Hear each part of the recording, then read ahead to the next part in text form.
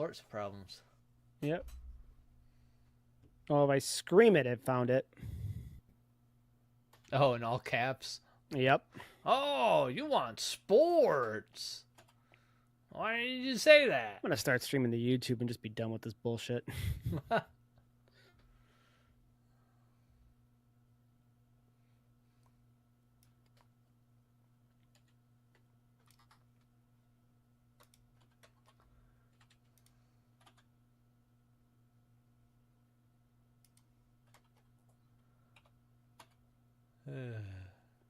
Reset all the tags.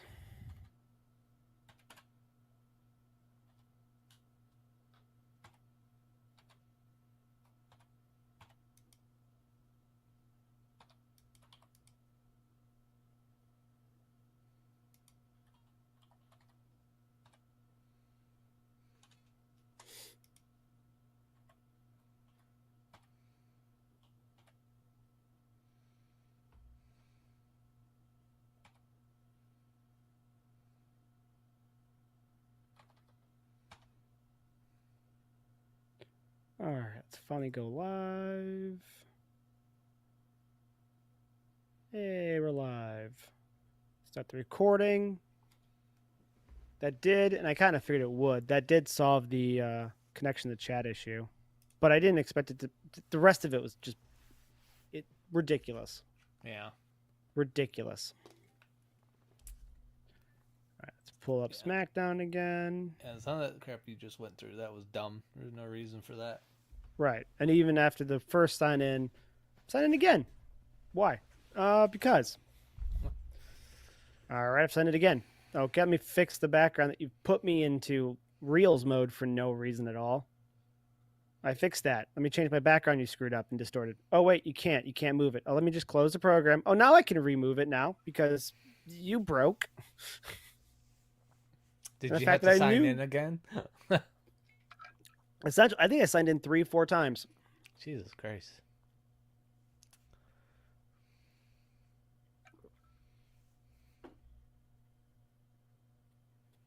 All right.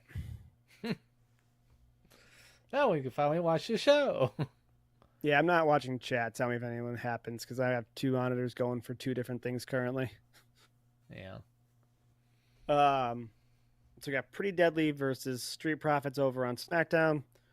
We got local independent company AIW with Shelby Wild, Tyson Riggs. I don't know the rest of this grouping. This is a lot of the younger students that I've not been keeping track of. In what looks to be a 6-way scramble. I think. The orientation of the ring is making this challenging. Maybe it's a 6-man tag? And there's still one more person to come out? Because 3 have taken one side of the ring, 2 have taken the other side of the ring, and I don't know. I'll find out.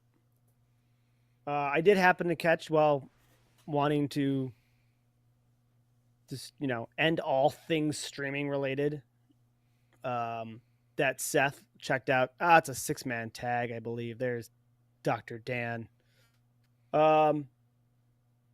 Seth looked up and down his security detail that's supposed to keep him from getting involved in anything, and no, he didn't look too confident. You know why?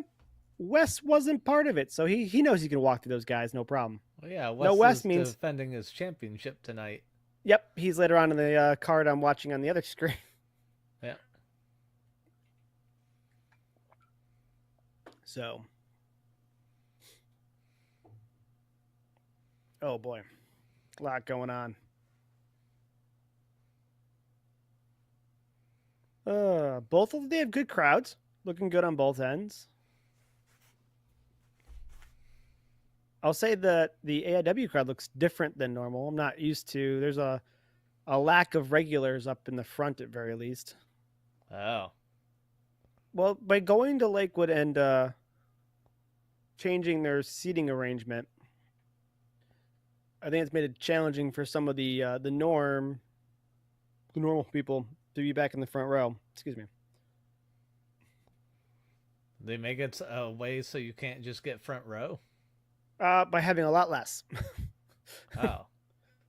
Looks like there's one or two rows of seating. Maybe that's about it. And then a lot of standing room. Huh. The venue does look cool. Not as cool as the Youngstown venue that they have, but I mean, it looks pretty well packed and there's a lot of standing. And I'm just not feeling it because with how many people are there, the sight lines and they look like it'd be very challenging. Yeah.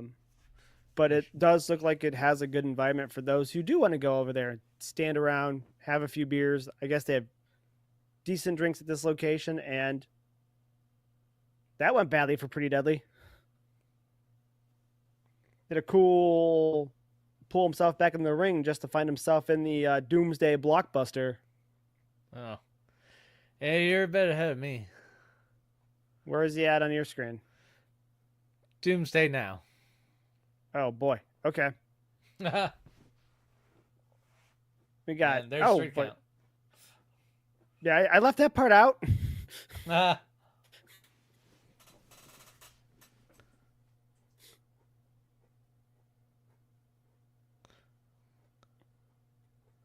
Yeah, I basically figured it out when you're like telling me what's going to happen as it's happening. I'm like, he has Yeah. seen this before.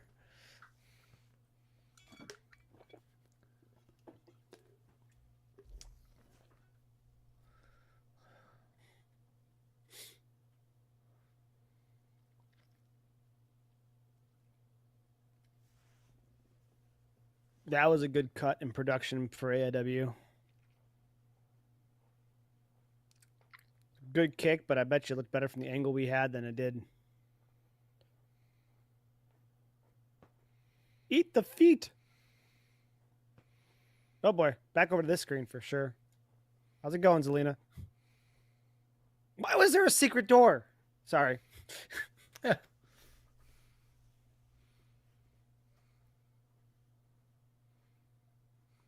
Huh.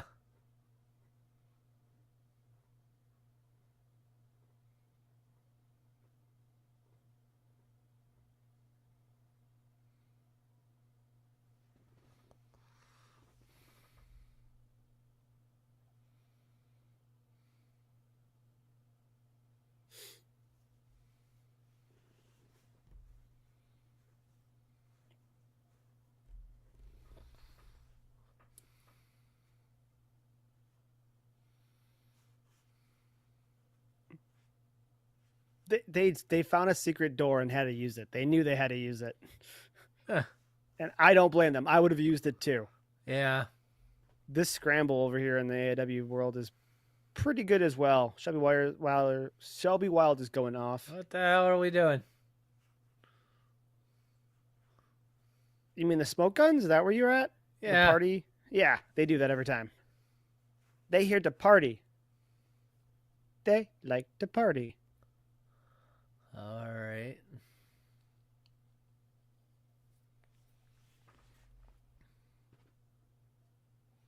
All right. This is going to commercial. We'll mute this one and we'll bring this one back up for audio. So I can get some names going for the few people I don't know. Party time, baby. That's right. We got this. What? They got this.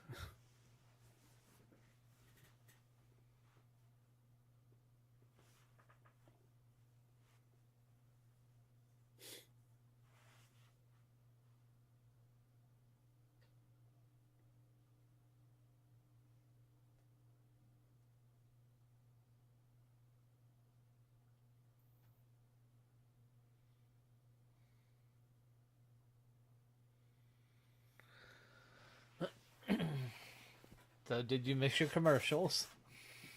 No, I'm not even paying a bit of attention. Dr. Dan's Oh. got Steele in a downward stretch, and he's about to do the pamphlet thing. Oh, that was a slick backdrop.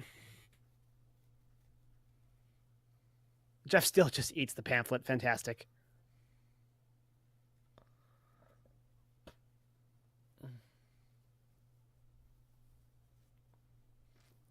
I've replaced my commercials with more wrestling. I hate you. What's this commercial for Until Dawn? They already showed the monster? Oh, there's several monsters.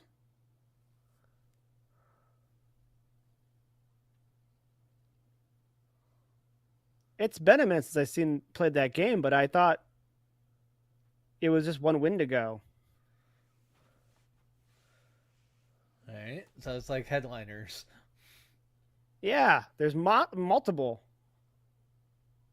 Dr. Dan, what are you doing?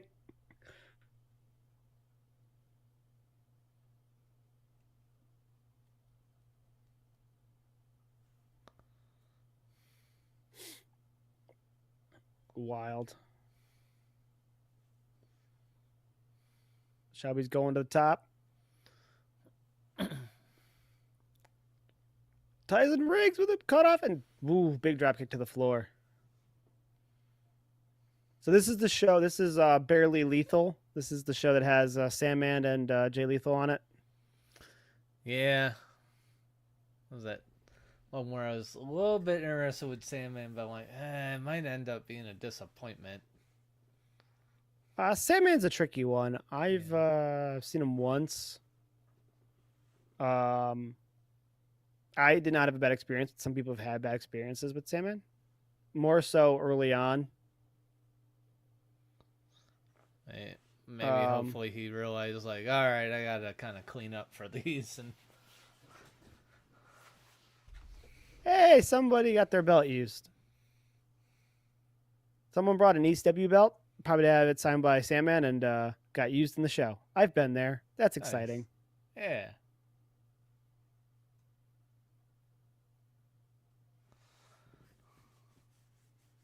Shimbashi is one of the competitors in AIW.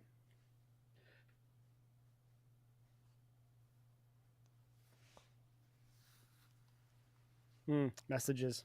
There's a lot going on.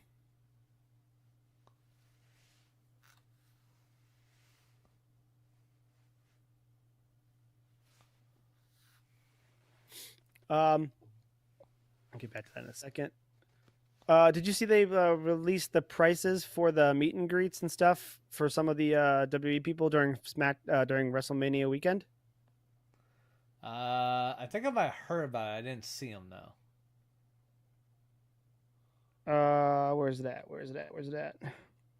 So the Bianca Belair meet and greet is $299, like $299. Oh yeah, is it like the Triple H one, like $4,000 or some shit? The Triple H one is up there. I think actually it might be closer to 5 or 6. Oh god, that's a personal meet and greet with Triple H. That one wasn't part of this. They released that separately.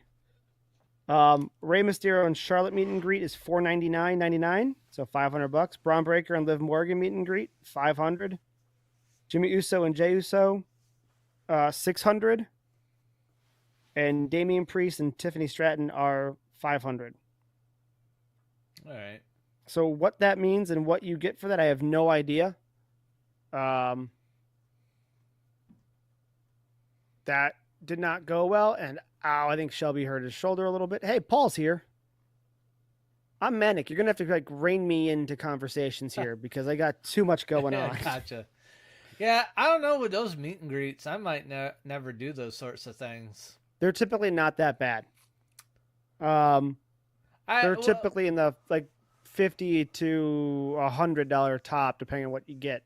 Yeah, and that's these prices are just higher than I've ever seen before. And right now, supposedly, it's trending to be one of the worst attended WrestleManias, and there's just so many factors involved. Well, they jacked the prices up on everything so much this year. The economy's not doing fantastic. People are feeling the pinch of just groceries. You're gonna price gouge the shit out of your fans right now.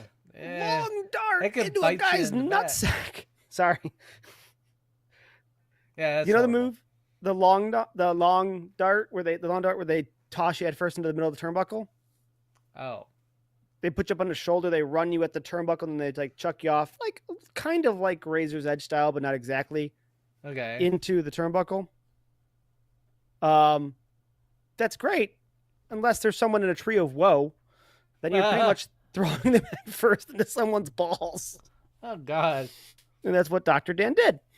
So just face first into the balls. Yeah, this might not. This might be more padded than the turnbuckle pad. I don't know, but it's gonna hurt for that guy. Yeah. I know that's gonna be awful. Yeah. So, but yeah, yeah. I think that's a big part of it. You know, my one friend, she couldn't go immediately because it was on Easter weekend, and as a mom, she had Easter plans that have to be done. Mm-hmm. Then you throw it in Vegas, which is a fun place to go. You don't need WrestleMania to have fun in Vegas, though. Right off the bat, that was my complaint. Yeah. I could go to Vegas and have a good time without all this stuff. I want to go someplace, sightsee a place that's pretty but has nothing to do. Like, go put this in the wilderness of Minnesota or something like that. I'll go to WrestleMania, enjoy all the WrestleMania, enjoy some mountains or something. You know what I mean? Like, yeah. So, but yeah, it's also Easter weekend. So she's like, well, I'm not going to be taking my kids to Vegas for WrestleMania, and I'm not going to go because I have to be home for Easter, to do that kind of stuff as a mom. And then you take these prices and listen, we did a meet and greet in New York when they were at MetLife. Whoa, big cannonball. Well, are they wrestling? They're wrestling in suits. That's impressive. Dr. Dan's got a tie on over here too. Yeah, that one I'm sorry, I was not ready for that. That was a reactionary thing. Yeah, well, it got me prepped to like stop, Keep an eye not out. pay attention to you, but make sure I pay attention to that. But yeah, so there's. I was seeing her just trying to climb over the turnbuckle. I'm like, what are you doing? You late for your spot? Oh yeah, you almost are. Huge breakup by Shelby Wilder. Blah. He's been holding that shoulder since he missed that Frankensteiner. Oh boy. He's still going. Wilder's a good talent, but a little bit on the skinnier side, and I think he's gonna take a few bumps here and there until he gets some meat on him. But I mean, some people just can't. It is what it is. But big rampager, but steel rolls out. So yeah, all those factors combined with the pricing is insane. And when we went to WrestleMania at this point now 6 years ago, whatever it was, but a meet and greet was $75. Yeah. Not 300. It's ridiculous at this point. So, I mean, we'll see if they can keep it up. Yeah, I'm wondering if they just went big with this one because of kind of the popularity that wrestling's kind of hitting on right now. Especially I think it's partially that. I think it's partially Vegas. I think they figured they'd get the high rollers going to Vegas, but I think they actually didn't anticipate the whole Easter weekend thing being a real deterrent for family people. Yeah. So is that probably why I just saw Jey Uso going, tickets are on sale? Like, yep.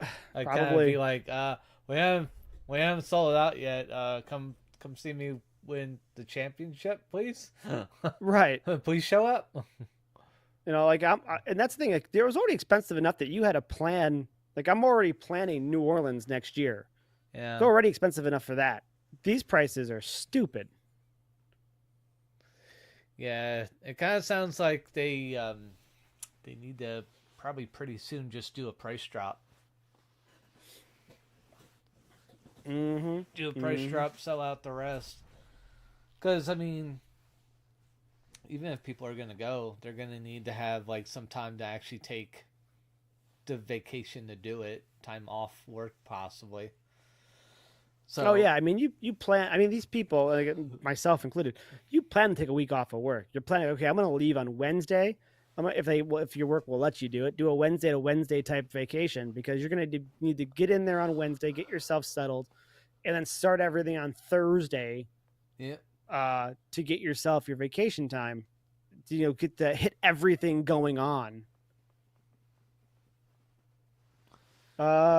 Just came back on. I wanted to run off for a second. Yeah. Well, Yeah, I mean, they better do a price drop soon if they want to sell this shit out, because for people who have just gone like, I can't, price is too high, you drop it where all of a sudden it's like, okay, now I can do it. You gotta give them enough time to even put in, their PTO for their work. I don't think they're gonna do it. I think they're gonna hope that uh, those who do want to come last minute will just come last minute. DCR, being in his gosh darn good ways, but was mad at the crowd, has accidentally, seemingly summoned here's Sandman Oh, in an Eagles polo. That's weird. in a polo? Yep. Okay. Well, I understand the Eagles part, but polo? Huh. Yeah. It's like he was going to go golfing. But he's doing the whole walk through the crowd, pouring beer down fans' their throats.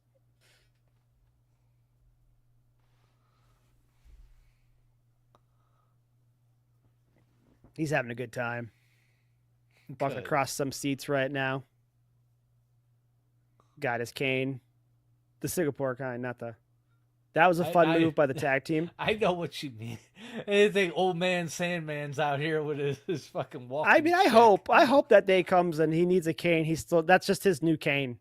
He paints it brown, puts white tips on the end. God.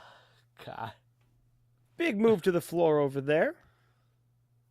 Sandman still pouring drinks over here. It is tough to stream both events. I'm not gonna lie to you. Yeah, I bet.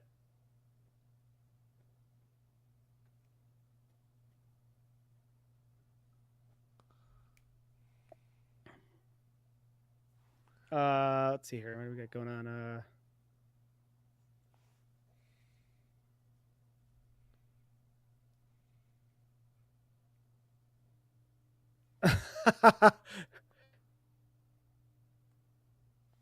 They're trying to let the announcers don't want to mess with the moment, but because they're on YouTube, they're gonna have to edit the music out, and Sandman is just playing so loudly, and the crowd is just singing along with it. Yeah. That it's just eventually Dustin, one of the commentaries, like, I'm just talking to talk over the music a little bit, so YouTube, please don't hurt us. Yeah, that's... Like, it can stream here because it is behind the paywall, but I don't know what that means for, the VODs. Even though the VODs are behind a paywall, I'm not really sure. Gotta love some Zelina. Still waiting for her husband to show up. Who's her husband again? Aleister Black. Oh, yeah. It's seeming like it's going to be the Raw after WrestleMania. They put a 4 up. We missed it last week on if they released another number or something like that, but was it a 1? Or was it a 2? Well, 4-1 would be next Monday? No, Tuesday. He'd be on NXT. Well, if it's a date. I mean, if they're going to release a third number to make that right, a date or something, make it a double digit where it's like April 19th. Like, he's just going to show up at WrestleMania. Hi. Remember me? Here I am. He's going to have a grand entrance. Triple H absolutely loves Aleister Black. Oh, yeah. So, pretty sure Dr. Dan's about to get caned. That Singapore King is just hanging out, and Dr. Dan has not left yet. He's just over there, and it's about to go badly for him. Uh-oh. Well, once, he's... I still can't get over Polo Sandman. Did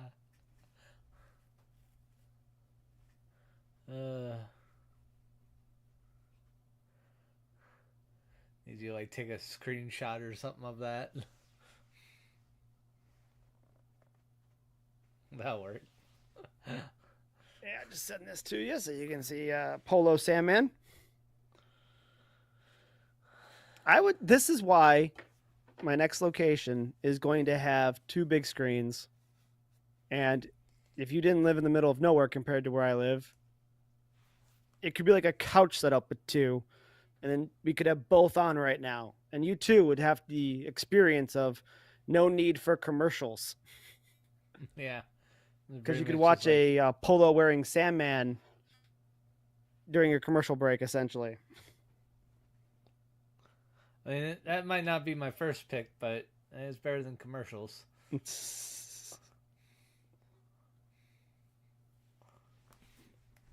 I wonder how many people are actually there. Like, well, yeah, we came to see him, and it's cool and all, but what the fuck's he wearing? He's making up for it because he's just doling out drinks to everybody right now.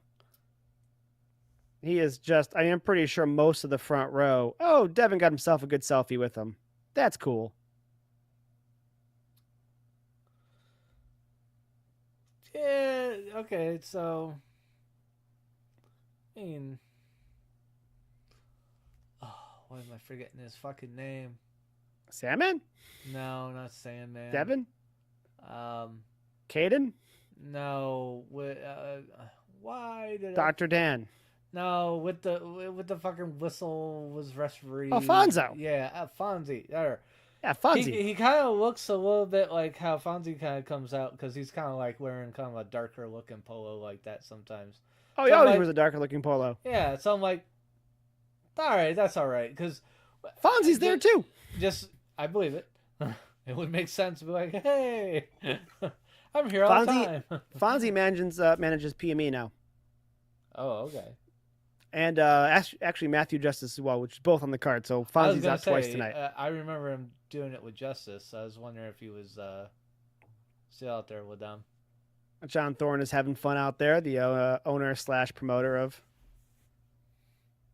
He came out to the stage. He's talking to Pedro. Good for John. That would probably be another fun one to take the wife to, one where Fonzo's going to be there.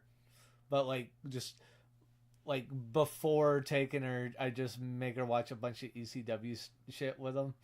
And right. So that way she gets the surprise like, wait, isn't that the fucking guy? That is the fucking guy. Yep. All right. I'll be right back. I'm going to go check on the family real fast. All right.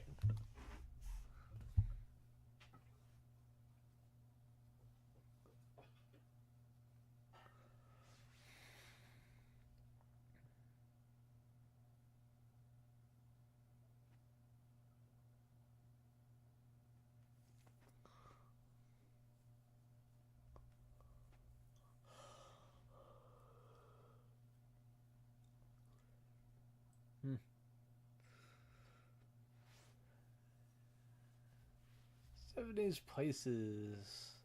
Wednesday ESPN Plus with the Disney and Hulu bundle. If I can take a look at that. I got the ESPN Plus Disney Hulu bundle.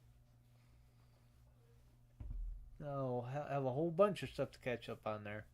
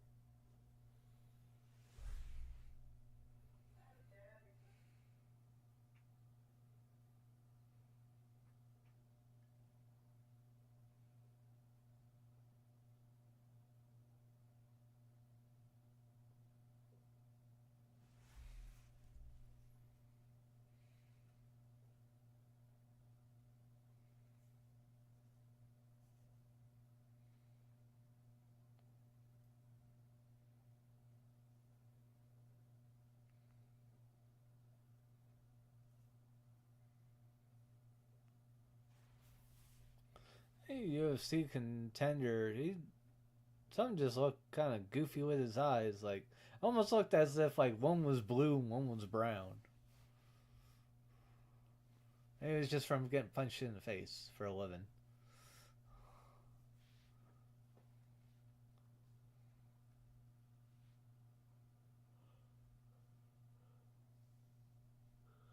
Ugh, man.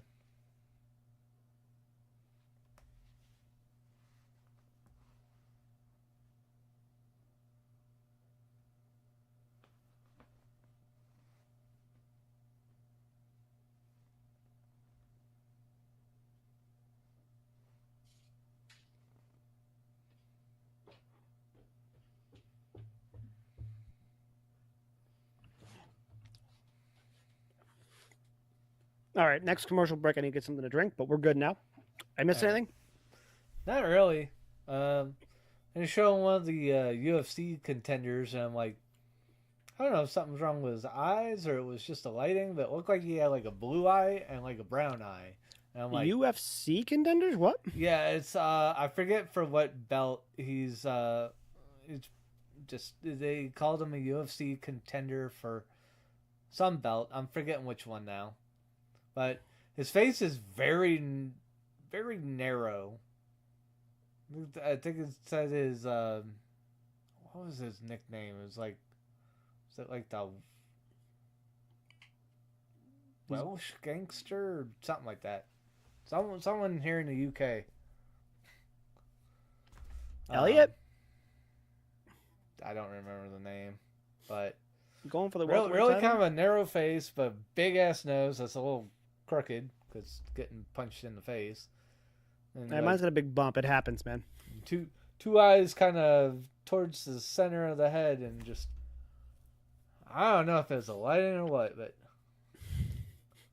You described a face, by the way. 2 eyes near the center of the head, as opposed to like a hammerhead shark when they're on the outside. Well, sometimes like mine aren't like dug into the center of my face by the fucking bridge of my nose. Hey, my girl's reffing this match with this fucking monster. Yep. Hey, all right. Good luck telling him what to do. Hey, don't do that. Yeah, shut up. Fucking tiny woman.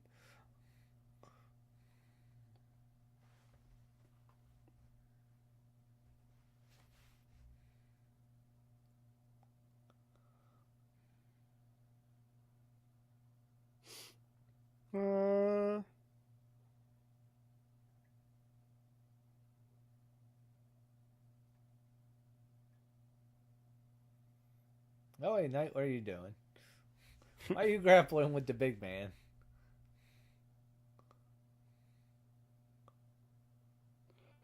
It ain't gonna work. It's not gonna work.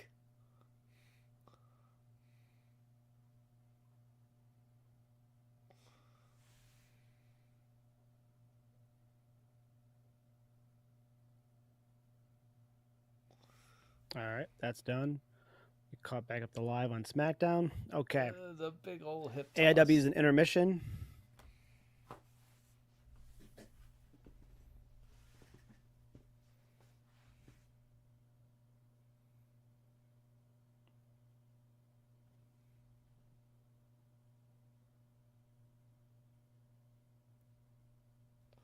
God, you move slow. All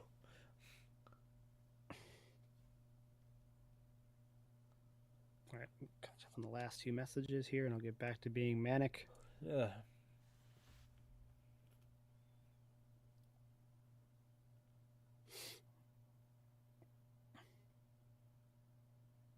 Wow.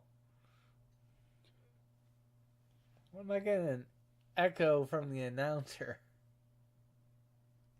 All right, I'm all caught up, and now I'm in a commercial and intermission. This blows. Let me get something to drink. Welcome to And then I'll be life. good to talk for the next 2 hours. Yeah. Manically.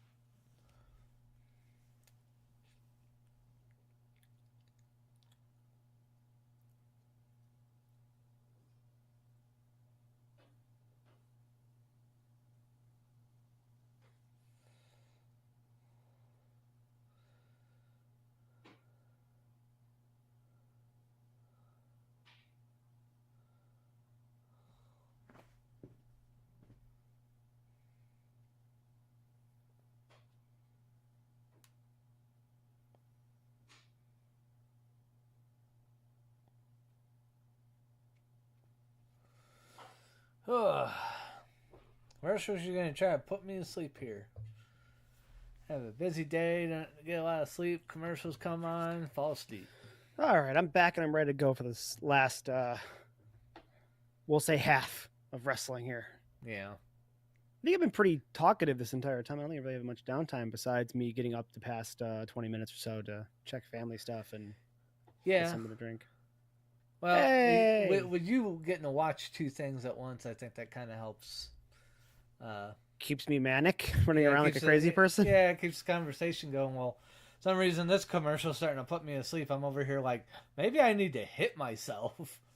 Hey, thank you to that's Spinny XC for the follow. Greatly appreciated. I've been pretty active covering two things, a local independent show and Smackdown. But when one's on commercial and the other is an intermission, that's time for me to get something to drink because it's a lot of babbling I have to do. And very manically while I'm at it. Well, that's why. All right. I'm watching your stream. I'm not seeing those comments come up. That's weird. I have no comment. He just, whomever. Just threw you a follow. Just threw me a follow. Oh, okay. I heard I don't have it up because, again, I only got two monitors going right now and they're both on wrestling stuff. But I did hear the follow notice, so I just wanted to say thank you. Has SmackDown not been getting advertisements? Side note, or is this like a London thing? I haven't been paying attention to the ring apron as much, the ring mat as much as I should. Well, remember the advertisements are on Raw. Yeah, but didn't SmackDown ever have them, or no? I don't think so. I think they started doing it on Netflix. Maybe they started with the Prime. They started with the Prime logo. Yeah, a while back, like SummerSlam or WrestleMania. Oh, with Logan Paul. That's the thing I wanted to talk about. When Jey Uso slipped in the ring going to like spear Gunther, where everyone thinks it was going to be a spear, they had to improvise. Did he slip on one of those logos in the ring? I'd have to look at it again. It's very possible. Those logos are slick compared to the ring, to the mat. So I 100% believe it could have. I have the problem through my cable provider that last week's was it SmackDown or was that on Raw? If it was on Raw, Gunther would be Raw. Yeah, those boys would be on Raw. So I should have been able to go back and look at it. I just didn't. But yeah, it's. I haven't seen much on it, but that's why I questioned from the beginning when he kind of slipped there. I'm like, did he slip on just the logo? I'll rewatch it. I'm curious now too, and that's something a lot of people, unless you've been in a ring or been a big fan of boxing for a long time, for example, aren't going to really think about because they don't really talk about how sometimes that kind of stuff can become. You see some of that stuff happen in UFC all the time. Because they've added more and more logos. Yep. Yeah. All of a sudden they're in the middle fighting on the Bud Light logo and fucking Bud Light and fucking slip and you might put yourself in a bad position in the fucking fight. Yep. Hey, now you got comments on your side. Spiny XC? Yep. What are y'all talking about? Pretty much, mostly SmackDown, but we were just talking about how Jey Uso slipped on Raw when he went to spear Gunther coming out of the corner because the damn logos are making the ring slippery. Yeah, there's so many of them on the at least on the Raw ring. It's insane now. It's gonna cause more slips.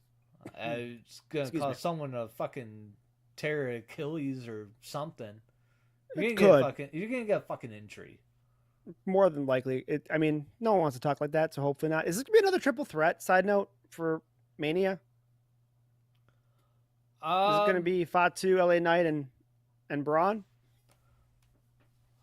Well, what, Braun Breaker? Or Braun Strowman. Braun. Okay. Braun. Okay. Repeat all the. Oh, triple threat. Those three. Yes. Yeah, I don't. I guess. They should be putting LA Knight's belt up there. So you have a point on that. But, man, the real fight really seems between Braun and Fatu here. 100%. This has been the one going. In a way, I sort of don't want to see another competitor put in there. I want to see those two beat the hell out of each other. I agree with you on that. I think adding LA Knight just for the sake of the belt is going to take away from these two going at it because these two can have an amazing match. Okay, and intermission is ending in AEW, so back to hectic commentary on both. So, yeah, kind of adding LA Knight is just a third banana and going like, oh, fuck it, it's a title match because he has a title.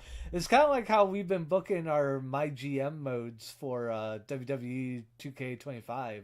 What are you talking about? I have not booked Noam Dar 7 times like some people. What are you talking about? 7 times? I didn't need 7 times to get that rivalry settled, buddy. That might have been the computer before I took that over. I'm sorry, it was 22 times when you count both of you. Yeah, you were just sick of death of it when I'm like, hey, they're going to give me both of them to repeat the same match. Isn't this great? And then you gave them 2 people that they repeated your feud. Well, I refuse to book like that. I understand that's what the game thinks is accurate, but you know what, Vince McMahon, you're incorrect, okay? That's not what the people want. Well, that's why you're number 2 and in the crabs in the bucket game with the 2 computer players. They're pulling you down to their level. Oh, you know what? You better hope we never get a following because I'm going to want to make sure that I'm going to have the game's goal. I'm going to want the people's. I'm going to be the Rock. I'm going to want the people's You're going to be the people's champ with nothing to show for it? I'm going to be the people's champ with the best book show. I'm not going to make them watch the same match 17 times. This slap coming I'm not going to have the main title lost in the first mid-card match like every one of you 3 did. You and the computer. Slap. God damn, Jay. Or Jimmy. Fuck. Why am I doing that? I know no it's idea. Jimmy. He's not like it's not like a Tongaloa thing anymore.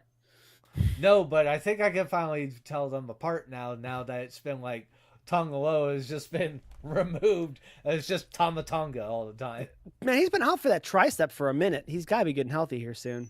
He's got to be coming back at like WrestleMania to like run in some capacity, right? You would hope. Like at this point, you would hope. Or maybe it's Philly's looking good. After. Philly is looking good. He's lost a lot of weight. That dude's putting a lot of work over here. Sorry, PME is coming out. Yeah, Philly Marine. Yeah. Yep. Yeah. Those two are wrestling against Jordan and Trey Lamar. Oh. And I think Nipsey Nash is their that's thing manager. With, Trey Lamar auctioning off his bloody gear. I think I asked you, like, do you still have some of that auction money? I think you're talking about Trey Miguel. Oh, I am. Too many trades. It happens. Don't worry. Yeah. Wait, are we trying to add Jimmy to the crew with Melano Miz? Oh, puppies. Puppy, you're getting big. Is that big what we're doing here? Puppy. Okay. Kiss it, puppy. Puppy cam. Puppy cam. Woke up and got upset. Oh, he sees my macaroni and cheese. Just like, give me people food.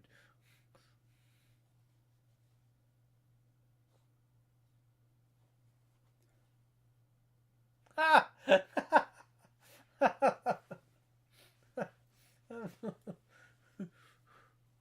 Oh, nice fake out.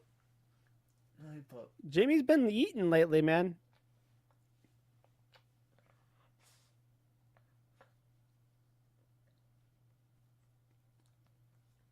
Jay Clemens found the brass knucks in the boot of Trey Lamar over here. Clemens is a WWE veteran referee. Of course, he's going to find the brass knucks. His big claim to fame was actually he was the... Don't know if you know or remember this scene, but there was a scene where Kevin Owens was battling with Seth Rollins at the time. And he's like, you're a Seth Rollins fan. And the referee, in this case, Jay Clemens, was like, no, I'm not. And he eventually knocks him down and tears open the button down they used to wear. And he had a Seth Rollins Messiah shirt on at the time. Huh.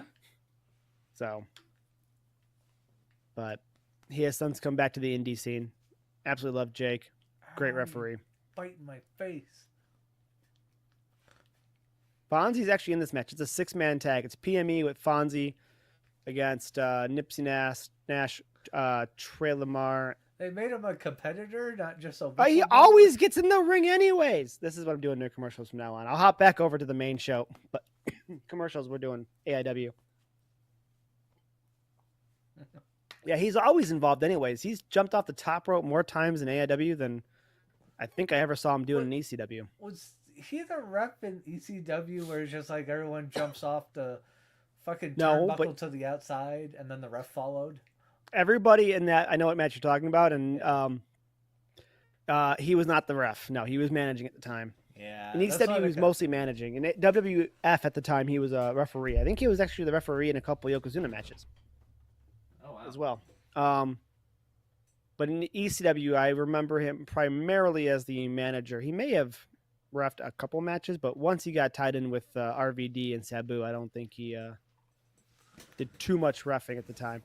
PME is so good. Actually, I got to make a post. I got my bucked up order. I got to make a Merino T, a PME bucked up post. Because Merino T is, I think Philly's also sponsored as well, but I know Merino T is for sure by Bucked Up. They get notoriety if you use their promo code. And Marino's, as much as Philly's losing the weight, Marino's definitely putting on the muscle. So, oh, good. Yeah, Marino's that's like kind of the how they've been not taken seriously over the years, where it's just like, oh, well, you're too fat and you're too skinny. Like, see, I don't think that's the case at all. These guys are everywhere. They're putting the work in. They're in Canada. They're in Kentucky. They're wrestling everywhere all the time, and they've been AIW champions. They've had other tag team champions. The one part that didn't take them seriously is when they were trying to make these guys a heel at different times, and that's so hard to do with these two. I meant it as in beyond the indie scene. Any of those groups, just because they talked about it, I think, to you and me one night after a show. We were just talking to them, and I remember them mentioning that, where it's just like, yeah, getting shit for, or body sizes, which is stupid because of how hard they work. But I'm glad they're with how much work they're doing. I think they will become also undeniable. Keep in mind, their age bracket here, it's they were super young, so even then it's harder for, like, say, Marino to put on the muscle mass when you're that age. It's just Trey Lamar. Yeah, Trey Lamar for the longest time was really skinny when he first started back in like 2017-ish. You hit 21, 22, 23, and the weight kind of stays, and then you better get in the gym. That really helps, but when you're that age and you start putting the weight on and you get in the gym, it turns the muscle pretty quick for you if you're doing it right. But if you don't, then you just add the weight and it's the freshman 15. But so Trey Lamar is another one that I think that if he does everything right, if he brings his gear, if he puts the effort in, the talent's there for sure, and he's starting to get the body size too, that he could get some looks down the road. He's definitely got the right look for wrestling, but the knock on him, he's always been like not always prepared per se. Oh. He'll show up to a show and be there and not have his gear. So, hey, everyone do a dark match, and that's like the number one rule of wrestling: always have gear, always be ready.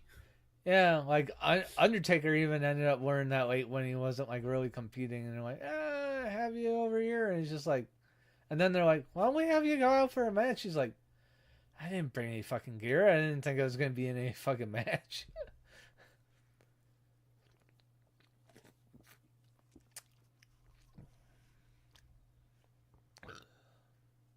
Oh, Fatu is not having this.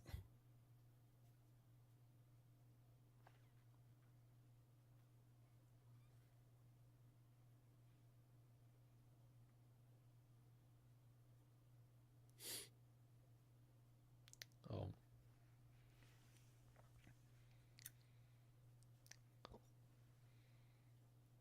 Oh, did they just foreshadow the type of match? Maybe it won't be a triple threat. Maybe it will just be a straight up match.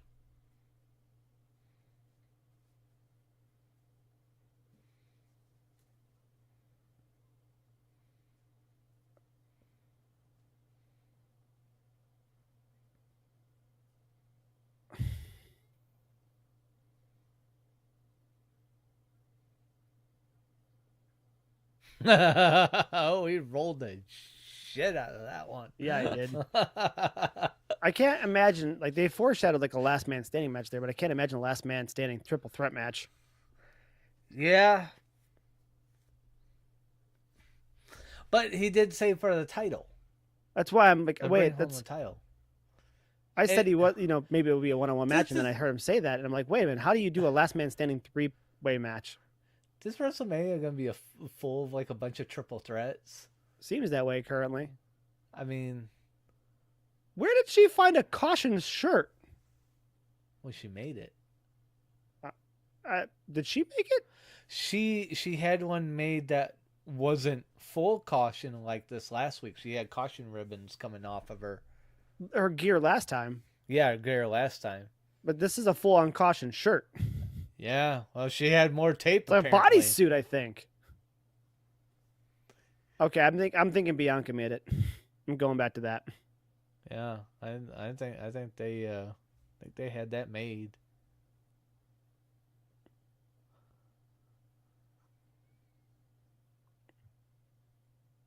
Naomi's getting dark here.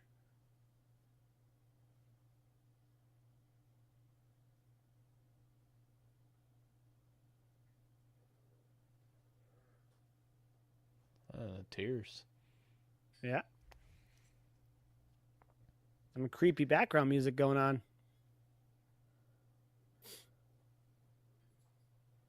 And the necklace choice. Like, Yeah, a razor blade. yep.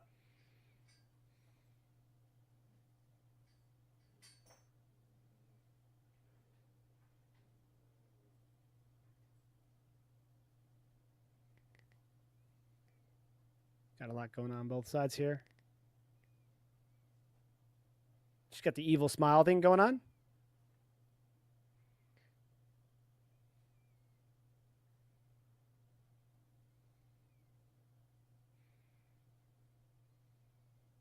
Let's go, Philly. Yeah, there's the last week caution tape. Yep.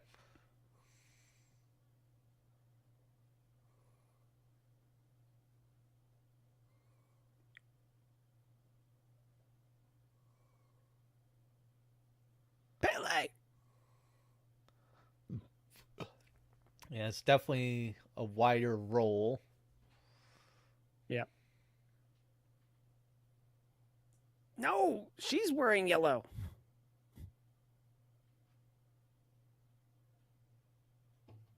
What the?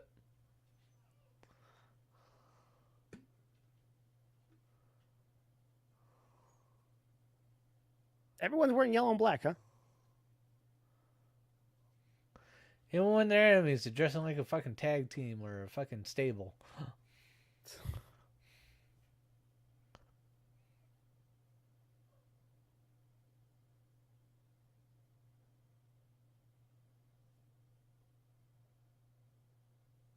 Is that a tag? Jake, was that a tag? That was a tag.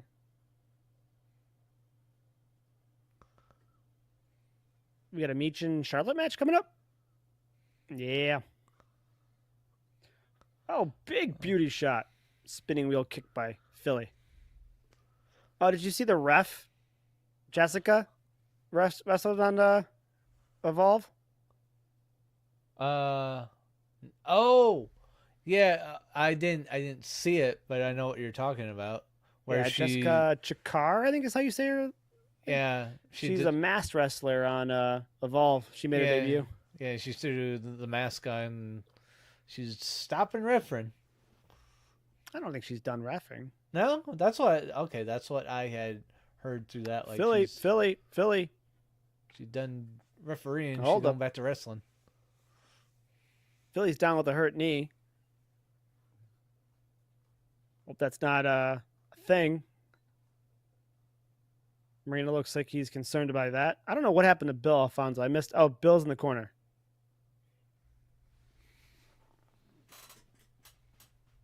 Oh, they're good fishermen. Philly's trying to get back in the ring. Lamar grabbed the bad leg.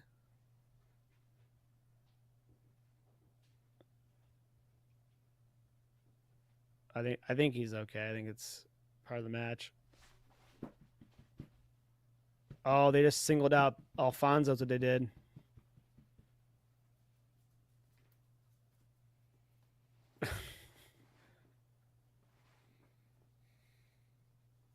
I don't know, man. You got to worry about Justice. He's also manager of Matt Justice. Hey, what's up, Fart Beans over on Matt's side? Hey, sorry, I'm low blow on Trey Lamar. I'm bounced between SmackDown and the local people around us. AIW is having a show tonight as well, so I'm streaming that over on YouTube. So commercials, I'm bouncing over to that. Oh God, he's got a double grab. Oh, Bill Alfonso has got 2 sets of sacks. Oh, but the third man in the 6-man tag punched him in the face. Bill Alfonso's got 2 sets of nut sacks. It was great. That's how he neutralized both of them. He just grabbed a hold and squeezed the grapefruits. Oh, okay. I mean, yeah, he does not have 4 testicles and 2 sacks. That would be weird.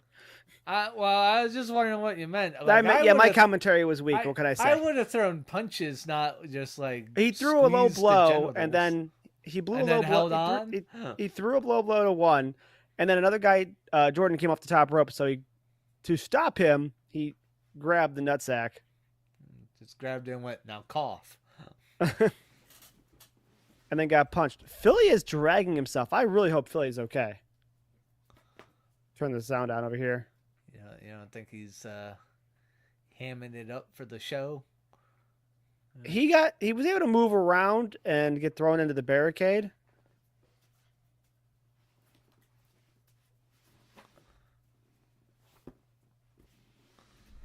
But I hope he is, because I am a fan of these two. Yeah. And then I think he's okay. Got commercials. Yeah, I don't deal with commercials. I just find more wrestling. That's my new strategy. I got some chick with broccoli over here. What a horrible thing. I got Bill Alfonso with a shirt on his eye because he got punched in the head while holding 2 sacks. I mean, that'll happen.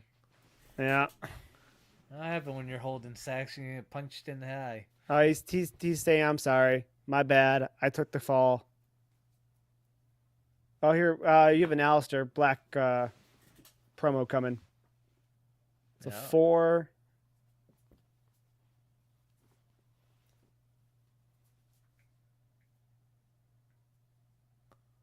They had another number in there, but I missed it. Hold on. X51 16. It flashed really fast.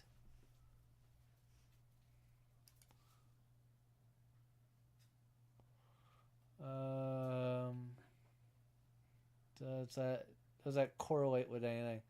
That would be a Wednesday next week. That doesn't correlate with anything. That's so fast. I can't get the stop either. I'm scrubbing backwards and I can't get the stop where I needed to. Yeah, we need the Roman numerals on that one correctly. So I thought I saw X51. Oh, wait. Does that make it April 14th? Does that make it Raw on the 14th? If I'm right on the Roman numerals, technically I read it wrong. It's not the 16th. It's the 14th. So I'm thinking 14th Raw.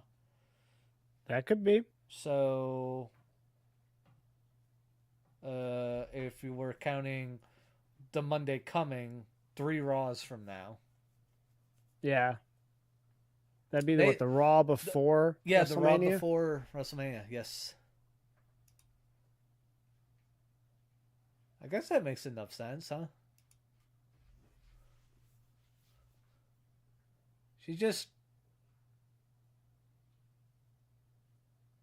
Hold on. That looks like XXV to me. Well, maybe it is. It was sideways. My mic's kind of in the way of it.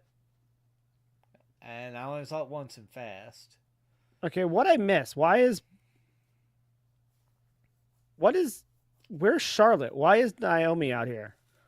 As they were talking, like it's like a proxy attack. She's attacking the friends of Jade Cargill. Now here comes Jade. Was Charlotte ever out here? No. Which, if she doesn't come out at all, is kind of, I don't know, well, not maybe necessarily kind of dumb, but it's like, well, what the hell, man? Like, kind of need some in-ring practice. I know she's probably doing house shows, but hey, quit biting on that.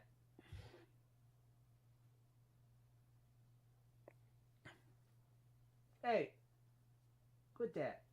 You got your taco right there. Go bite your taco. Go bite your taco, you silly goofy dog. That silly goofy dog. Wrestle with the puppy. Okay, the match is still happening. Yeah, okay.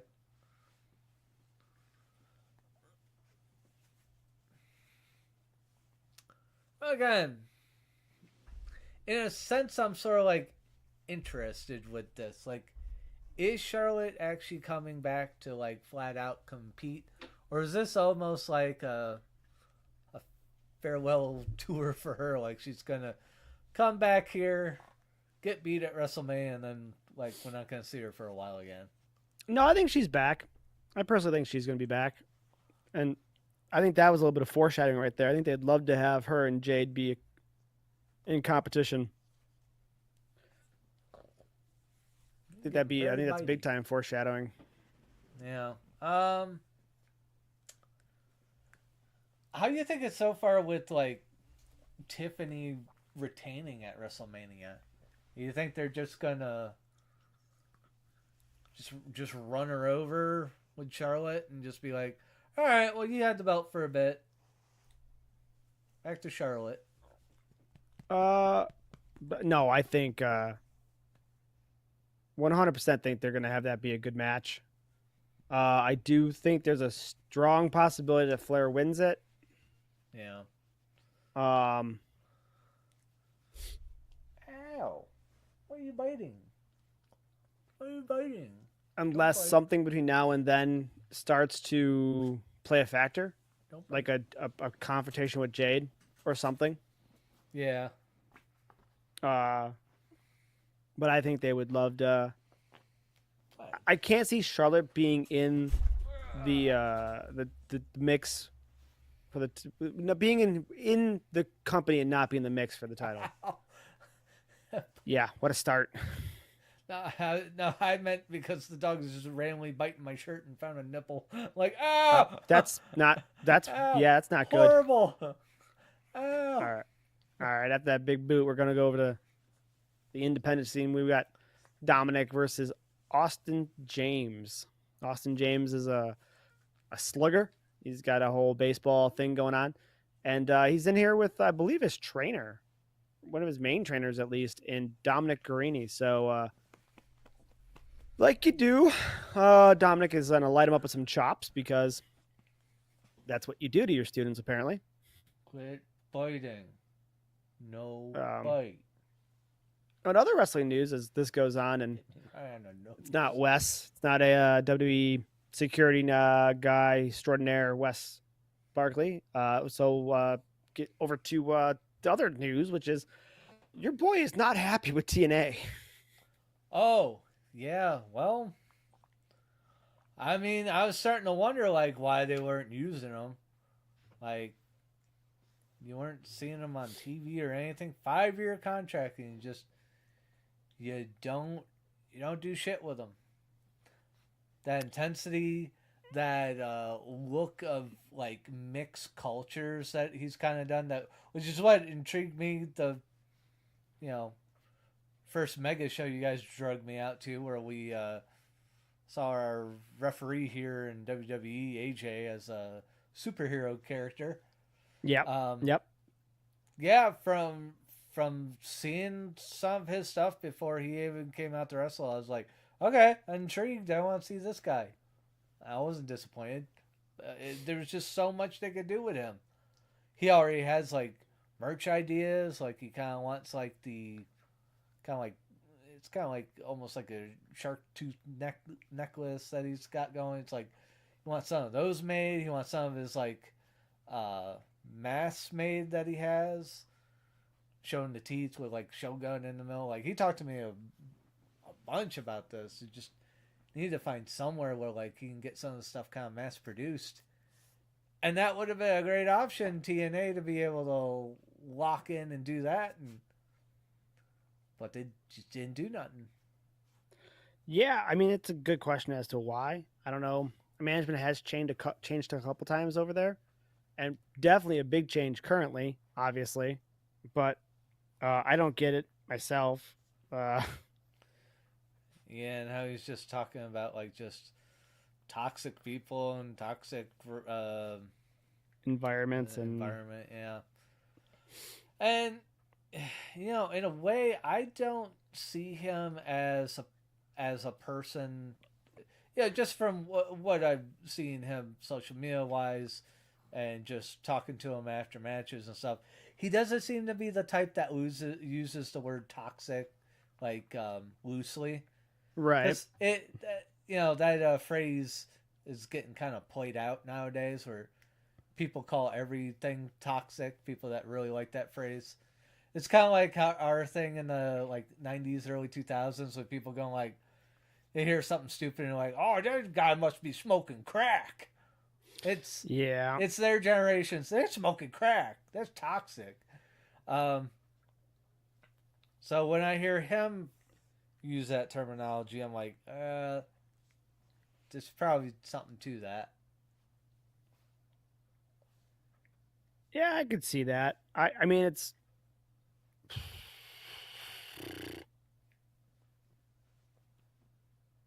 going through things real fast, getting caught up on messages. I think I'm good.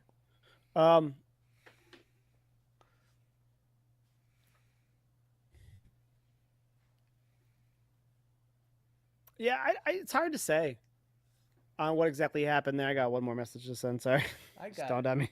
I got randomly gifted a sub to someone. Nice. I don't really recognize the name, but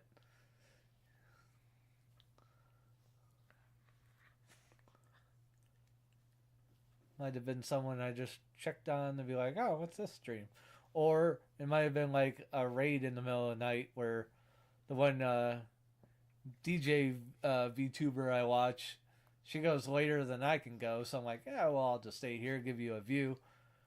If she raids anyone, I'd probably go on a raiding adventure in the middle of the night while I'm asleep.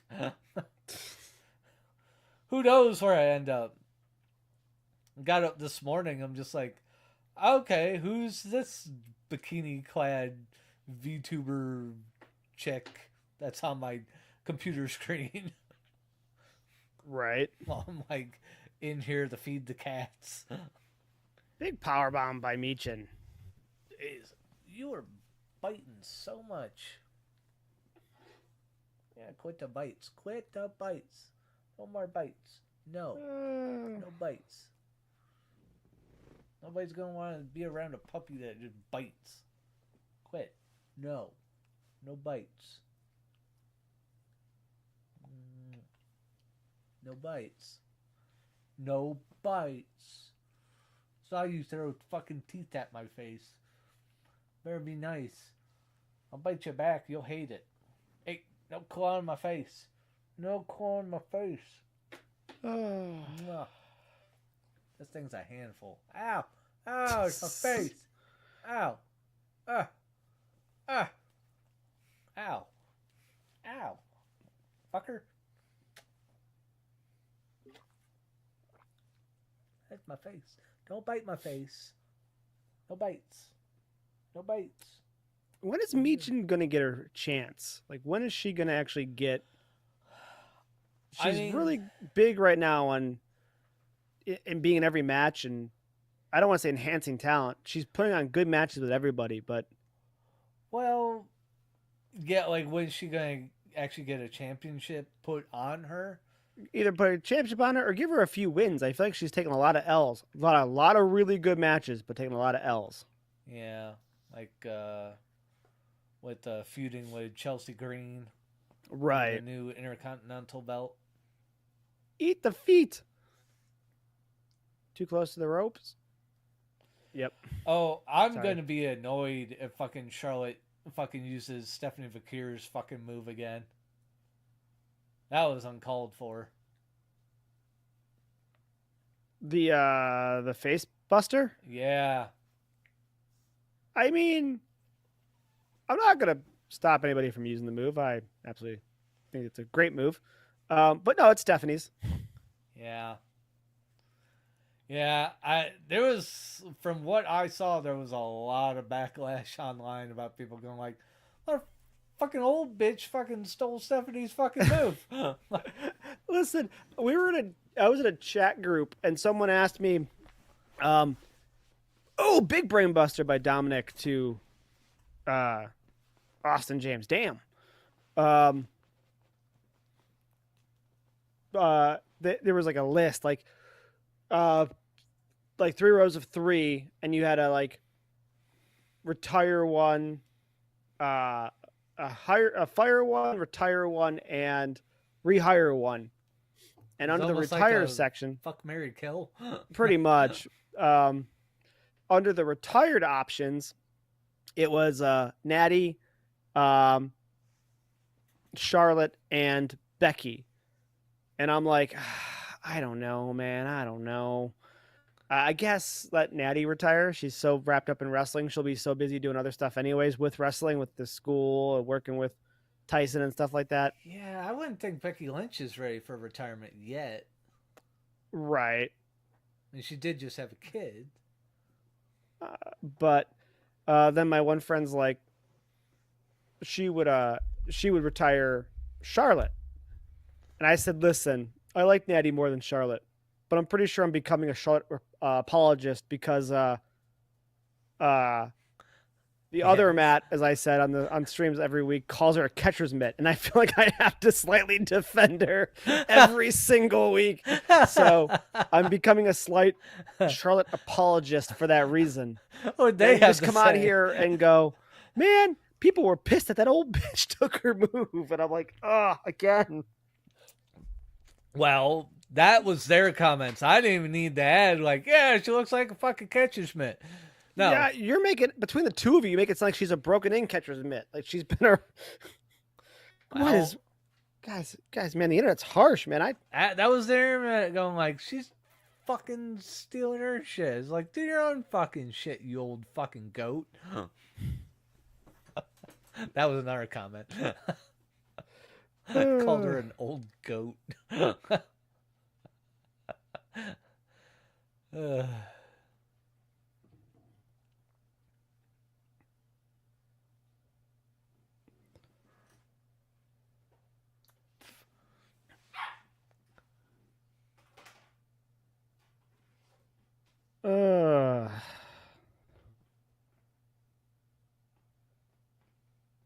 So much going on here. Oh, going for a superplex over here. Yeah, they announced after parties. They have wrestling after dark. Oh jeez.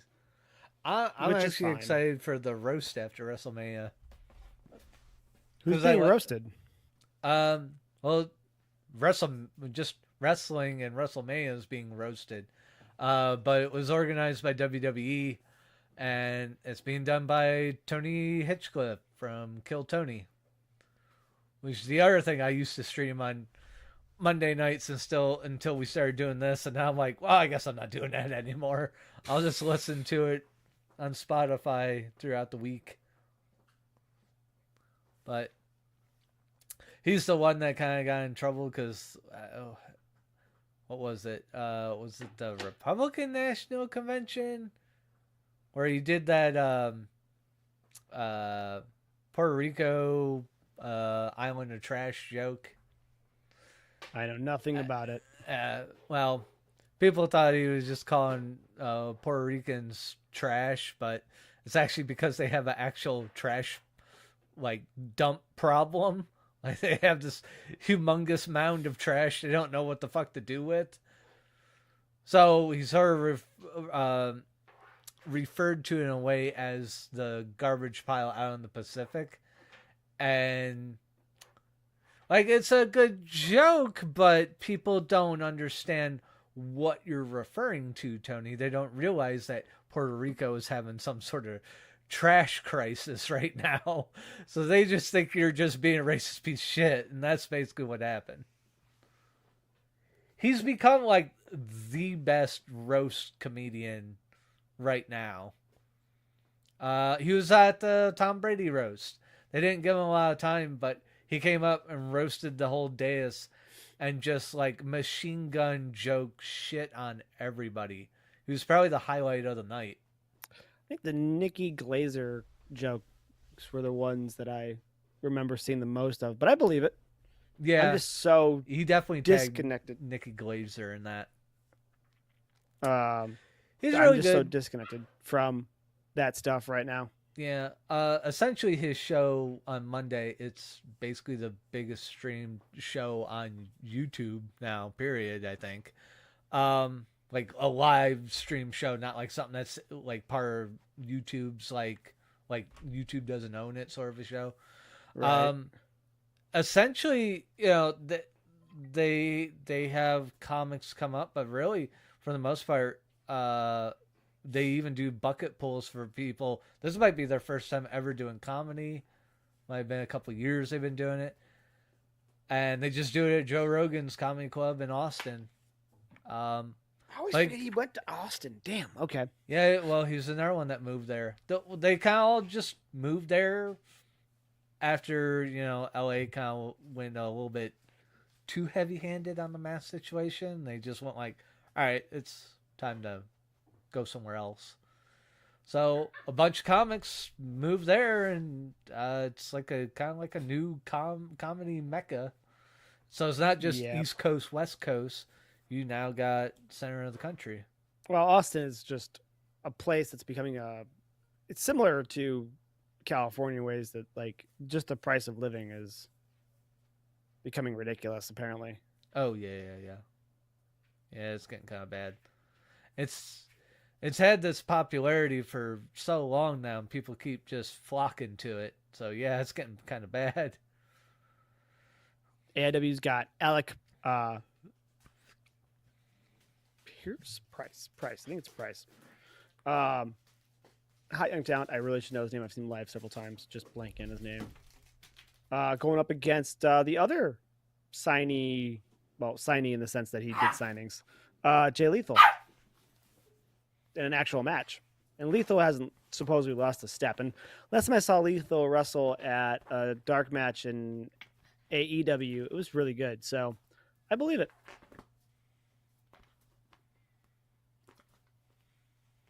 So playing with the dog while listening to you.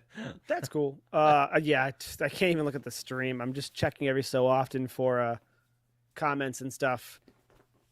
But there's just so much to do wrestling wise. It's ridiculous. So Alex got, like I said, Jay Lethal. He just came out. I don't know if that was a loud squeaky toy. And I tried to squeak it very gently, but it's like too close to this mic. It's too sensitive. I was really kind of debating, like, should I do it? I'm like, if I do it really gently, it should be okay. Nope.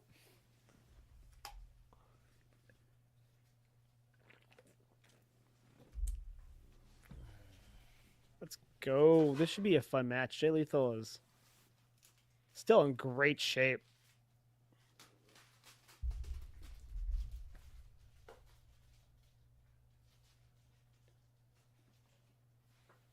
"24-year vet," and Jay Lethal's been doing this for a long time. I remember all those days early on in TNA.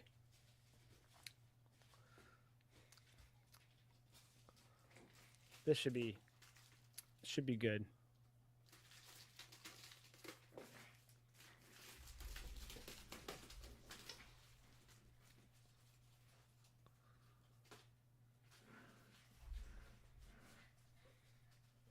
I forgot about that. I forgot when Triple H came to the ring with Steph and they both did the spit.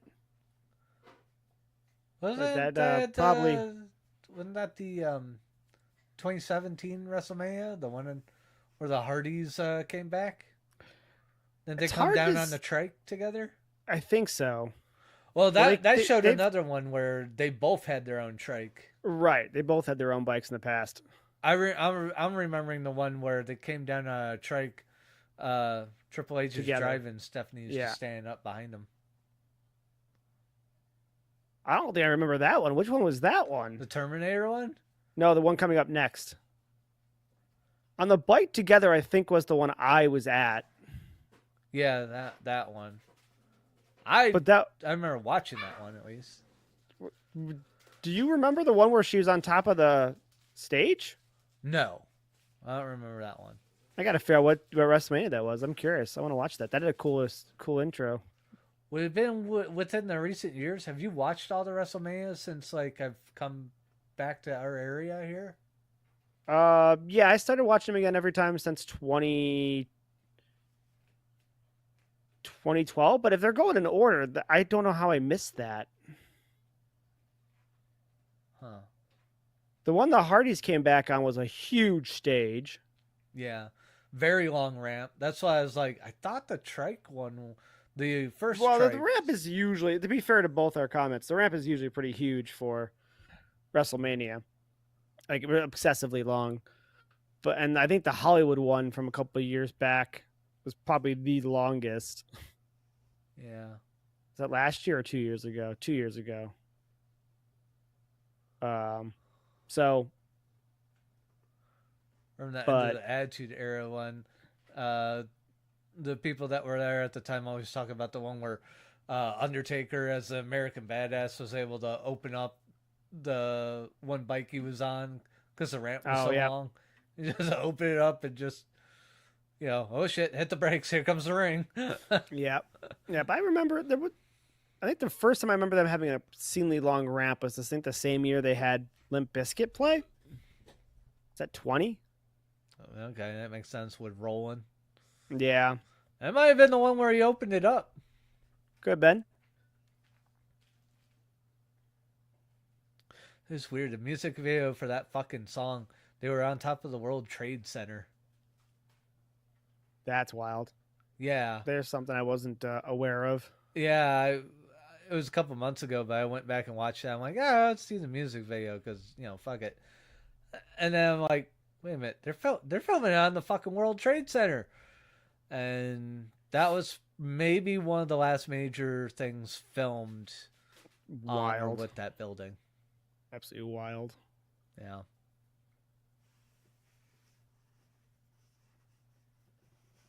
Oh boy. Okay, so we got those two buildings, but they were only on top of the one, of course. Right. Back in the realm of wrestling, we got Drew and Randy about to square off there, and we got Alec versus Jay Lethal over here. Ow! You bite too hard. Quit biting. Quit biting. Quit. Jeez. Well, nibble's fine, but fine. Trying to bite through my palm. God damn. Lethal's still so good for his age.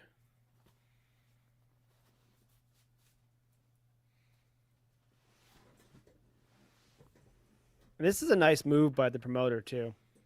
John putting Alec in this match with Lethal. I mean, when you wrestle someone like a Lethal or someone who's currently under contract for a major company already, that puts their name out there even more. And if they start talking about someone in the back at an AEW show, for example, the more people that have experience with that person in their own matches that can vouch for him a little bit can help build I don't want to say a presence or an aura, but a little bit more notoriety in the back about a guy to get them signed on a major show.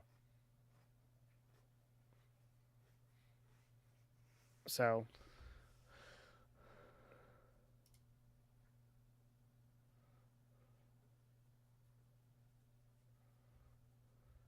That was fun. Wow, on my screen right now, there is a lot of indie wrestling happening to the right. And that way, Randy was just kind of like unapprovingly staring at Drew McIntyre. Made it look like he was unapprovingly staring at the indie wrestling on the monitor next to it. That was so perfectly timed. That was so good. It was almost like, I'm not impressed. Get out of the bingo hall.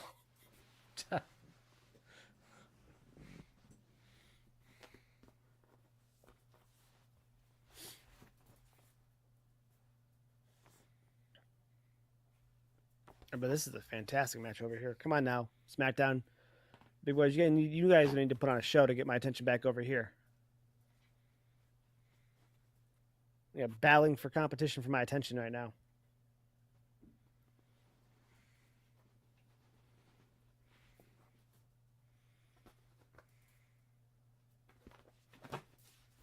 Ugh.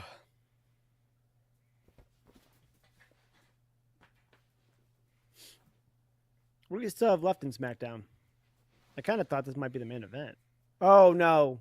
We still got Jimmy and The Miz.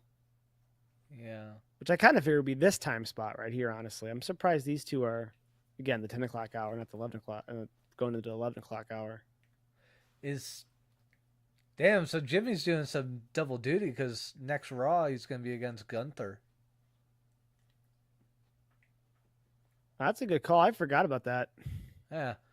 That was that promo they just reshowed tonight where he slapped the fucking dog shit out of Gunther in the fucking hallway. God damn. Yeah. Yeah, because that wasn't named like that when you said that, but yeah, he was the one who said he wanted to have Nick, do what Nick does and book a show during the show. Yeah. Put him in a match with The Miz. So.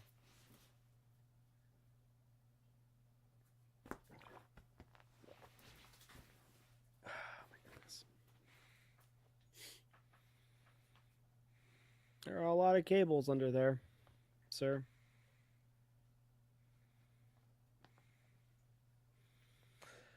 Quit trying to use this damn table. It's unbreakable. You can't break it. Don't tell Shane that. You can't break it.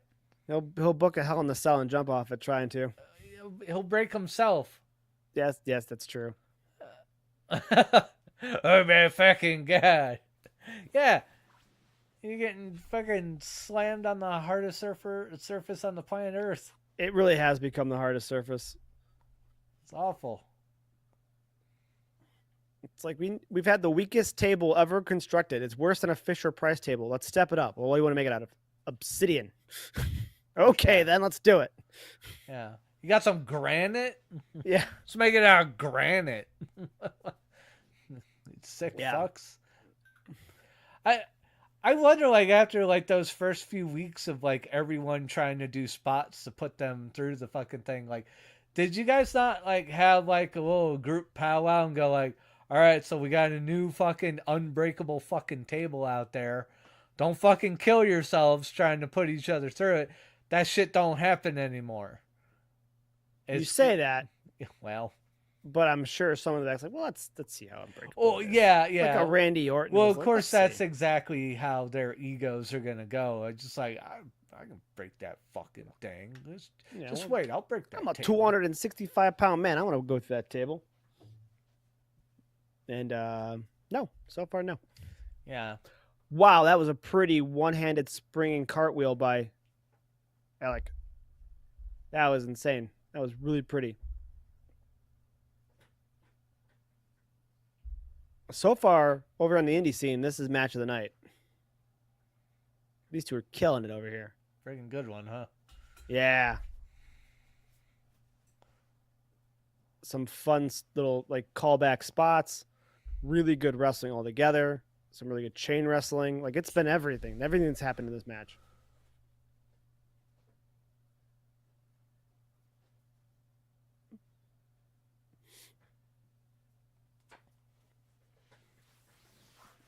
And Lethal's gone with a lot of it. It's just been fun. Athletic and fun. I don't know where AEW got this from, but I'm impressed. They've had this Crown Royal sponsor for like the past 3 shows, 4 shows at least. Well, good. I mean, I know they need to have some new funds coming in to keep everything moving. Yeah, funds are good. Oh, I bet what I missed over here. Low Drew's blow. holding his forehead. That was on his forehead. Got popped in the nuts and then popped in the forehead. That's a 1-2 combination for you. You little biter. You little biter. Punch you in this head, then that head. You little biter. I held him in the air like Simba. That will do it. On camera, his little legs are just kicking like, oh, put me down. Was he facing you or facing the cam? He was kind of facing sideways. Okay. I wasn't trying to give the camera like a up close and personal shot. I was more thinking like there's Simba and then there's the doll from Repo. Where you have to carry it away from your body so it doesn't slice you up. Yeah, that's kind of what was going on here. Right. At least they didn't scream at me like, blah. Yeah. That's a fun game. I was watching some more mods be used in it, and someone brought costumes you could bring in and items, and I saw people turn them all into South Park characters. I mean, you knew that had to happen with the way the heads moved. Because we get to do that. I claim Mr. Mackey. So I can at least do the voice. We can check what's under the mod section.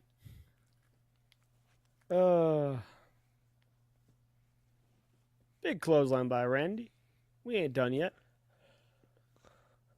I'd love if someone had done like a Hank Hill one, just because I can do his little whoa without needing to like have any practice or watch Hank Hill for a bit. Like I can't, for the most part, I can kind of talk like him, right?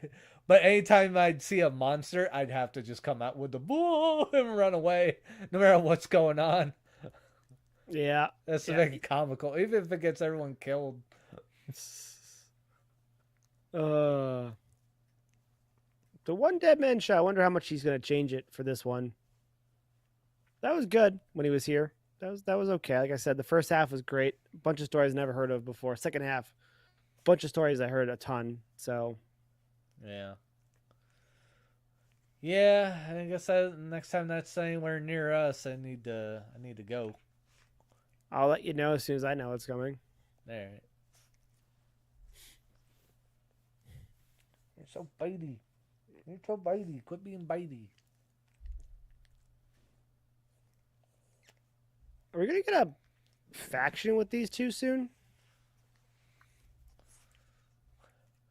Oh, like Drew and KO all of a sudden become best conspiracy buds? Yeah. That's what I'm wondering. Because that was part of the promo earlier, is that...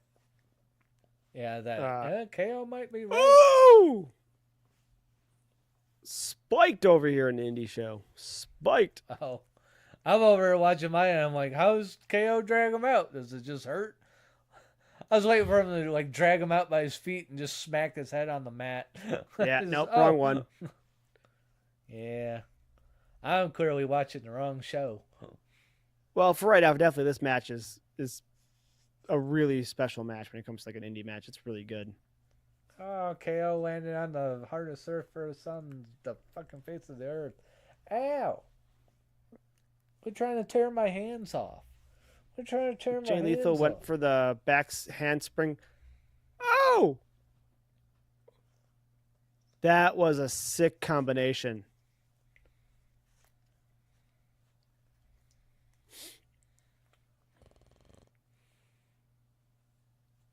Yeah, this match is worth the price of admission. The show tonight. Yeah.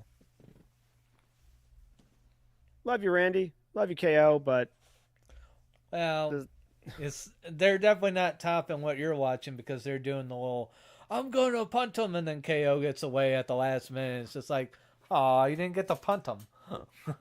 Yeah. Meanwhile, there was a duck under. Two people were bouncing off the ropes. There was a Lether ducked under. Uh, Okay. Alec Stop. jumped to the top rope, backflipped over Lethal to avoid him. Came back down.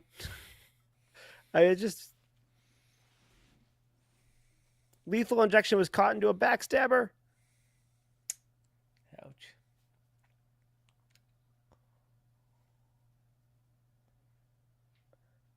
Triple jump, blockbuster out of the corner. Not enough.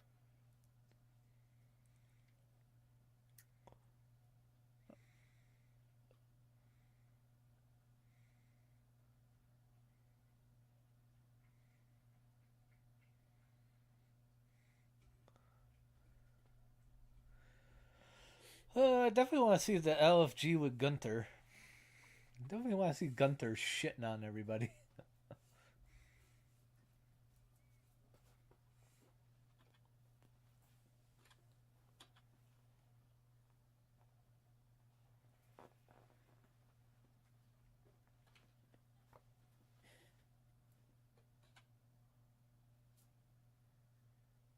Do I have emojis to work with? I need emojis. Ow.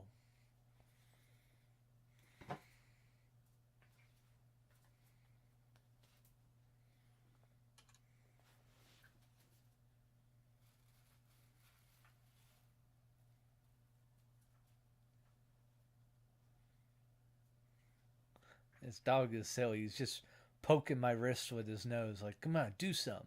Do something. I want to fight.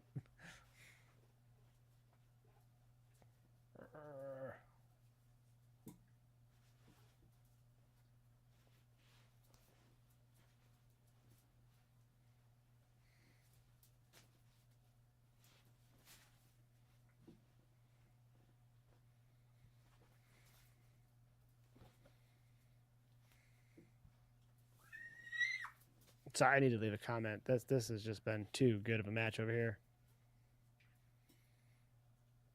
Yeah, they're getting many comments on the YouTube side. They got a few more in here than normal. Usually it's me and one other guy who's too energetic. Like he's too, I don't know how to say it. Like probably a really cool dude, but like it's like just tone it down a little bit. Anybody who comes in here, he's trying to make friends with like immediately, and he's just really super. Oh, it's like he's like excited dog personality. Yeah, and again, probably a really good person, probably really cool, but like I'm just like you're just a little too. Calm it down, just calm it down a little You're bit. too Man. aggro. Yeah, exactly. You're a little bit less aggressive. People probably engage with you more. 100%. I'd be talking to this guy a ton if he just would just settle a little bit. Yeah, just hey, what do you think about this? Is this great? Hey, what about that? Really he cool. Was like, this person was like, hey, you want to be my friend? Hey, you want to be my friend? Want to be my friend? Hey, you want to be my friend? And like every time since then, I pop in here and I try to communicate things I do like or don't like about the show. Mostly good things. I try to be positive about everything. Hence the fact no one's a catcher's mitt. Anyways, not in there, maybe. But no, so like he'll jump in and he'll just take over the comments. I'm just like, dude, I need you to calm down, man. I would gladly talk to you, but I need you to not be this overwhelming, I should say. Yeah. But here's another person here. There's another user in here that was all about Nipsey in that in the PME Bill Alfonso triple threat match with the other ones. Nipsey was hey, there he is. You have another promo coming up on your team, on your show. Sorry. Oh. Not promo, but coming soon package, so to speak. And so they give us a hint to when he's coming.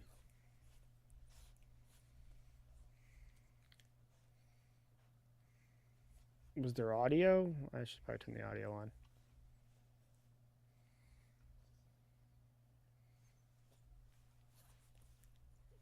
Oh. Okay.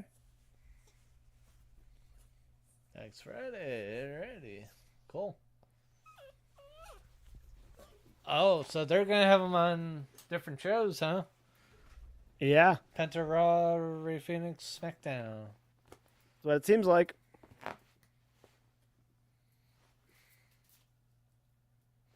I mean, I wouldn't be surprised if they get together for pay-per-views.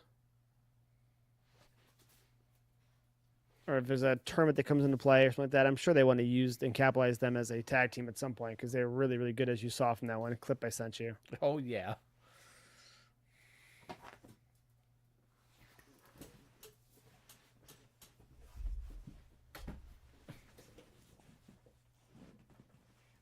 Jay Lethal picks up the win, but in an incredible match. Totally worth it. That was an insanely good match.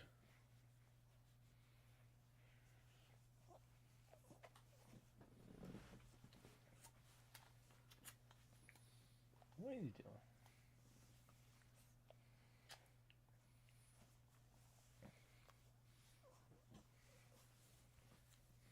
Hey, quit.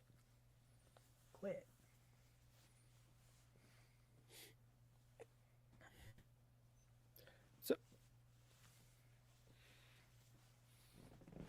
You're so damn fidgety. Who's the main event tonight? What'd I miss? What was it? It might have something to do with the main event's probably going to be the contract signing of Roman, CM Punk, and Seth. Yeah, good call. And that's going to turn into a shit show of flipping tables and all that. CM Punk going like, all right, we just go stand there, or we're going to beat each other up. Right. No, you're absolutely right. So we got this match can take about 20 minutes and then 20 minutes for the contract signing. And we're going to get a whole bunk of commercials so that they can get the ring all set up with the proper table and the different mat, I'm sure. So this might be like a 15-minute match with like a 5-minute commercial set. Yeah. But no, that's what we got left. It's quality. I think all of this is quality. I'm a big Miz fan. Let's put Miz on the screen. That's fine. It's weird seeing my new username in the chat over here, though. Yeah. Oh, I got to change your @ on my stream. I haven't changed it on mine. Yeah. I'm going to have to alter that. We'll see. Maybe I'll go back. And then you have to sign in the Streamlabs fucking 13 more times. That would be a hindrance. Maybe I'll keep it there, but go back to my other one on YouTube.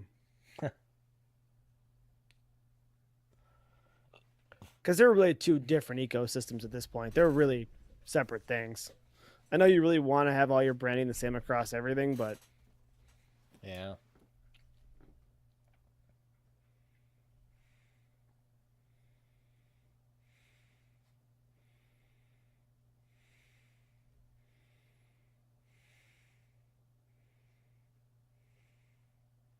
Okay, over on the other side now, we finally have the WB Security Guard of the Year, Wes Barkley, coming out. Dude, him versus, Isaiah Bronner is a beast of a human being. This is going to be an interesting match for Wes.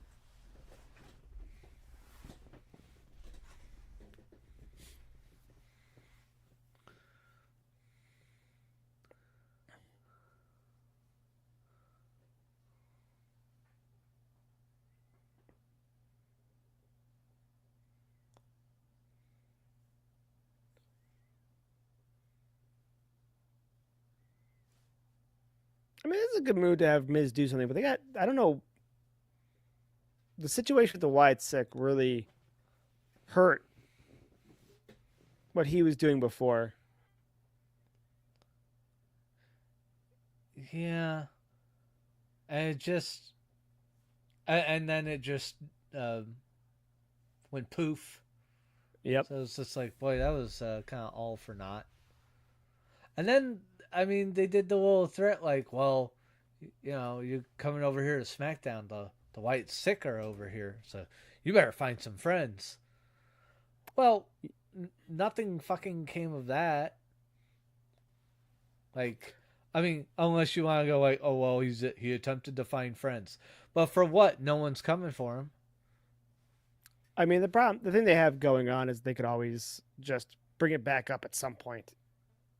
Like whenever they feel like, okay, we're good to go, they could just bring somebody back involved again. So like, it'd just be like, it was a long play. Yeah. But I think it's injury factors but it's just you could tell it took a second to figure out what to do next with him after the wide six scenario kind of went away. I think it's also partly maybe the mental health of Uncle Howdy still. It could be. I've seen injury. I've seen that possibility. I don't have the slightest clue. I have no insight on that. I just whatever the answer is, hope they get better. But it did obviously just. I don't say halt because he's been on TV doing stuff, but definitely derailed the Miz. Yeah, most certainly did. Really just kind of bogged him down out of nowhere. Yeah.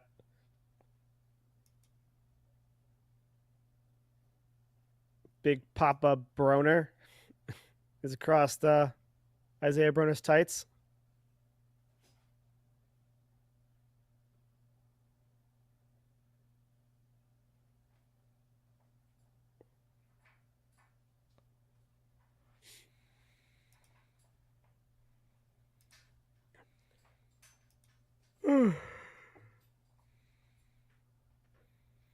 How are you yawning now? You got two shows to pay attention to. One might be in commercial, but you got the other one. How dare you? Tired. I've been up forever, feels like. But this match is good. That last match was insane. We got one more match after this over here, too. They're both probably going to end about 11. Yeah. We got Eric Taylor versus Shawn Mason over here for the main title.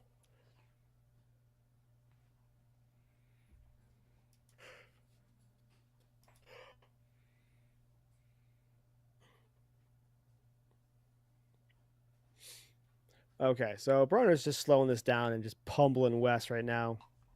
Right now he's in the corner and he's laying in some shoulders into Wes's midsection.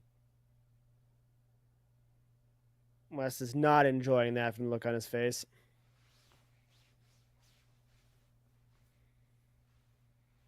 Ducks a big clothesline and a back clothesline and then pushes him into the ropes himself.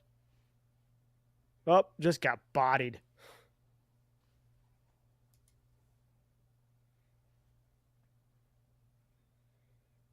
Kicked out after one. Broner looks like he's disrespected by being in the main ring with Wes. Ooh. Teeing off of the forearm to Wes's back. That will slow down Wes. Although Wes isn't like the fastest guy by any means. Don't know if you need to really damage his core too much. All right, back over to the main show. I don't know what was going on, but both Miz and Jimmy just rolled into the ring at the same time from the same side of the ring. It was weird to watch. I'm not getting the same side of the ring. Not here. I got Jimmy came from the left, Miz came from the right. Oh, on my screen they came in and I looked over just in time and they looked like they both rolled in, but left and right, but on the same side, like hard cam side. Well, maybe that was true. I might have missed just that part. But you're right, they're on left and right, but I thought they came in from hard cam side.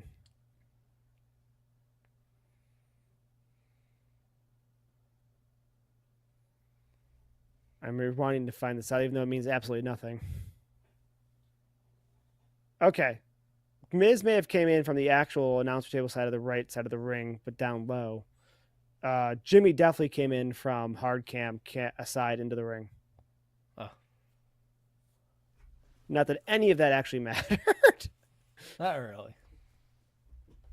What I missed on the other side is Isaiah's just stretching Barkley out over his knee right now.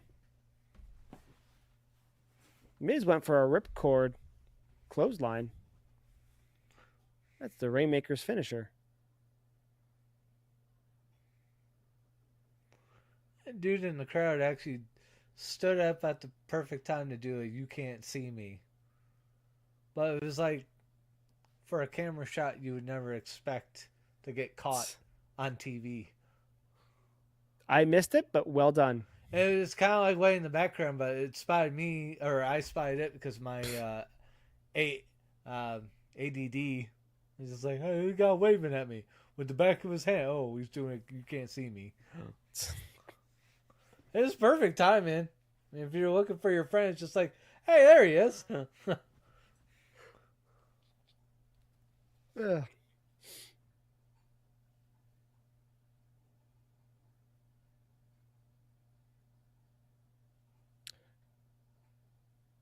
The fact that the Miz has kept the yes kicks in his arsenal is pretty good.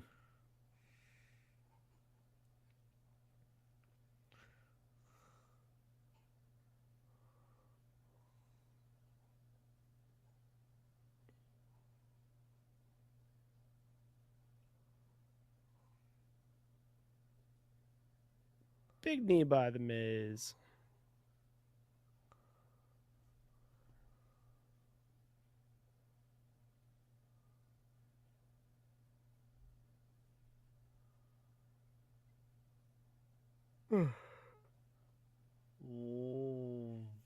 Did it look like Jimmy jumped off the top rope to you? Because it sort of looked like he fell off and just did it.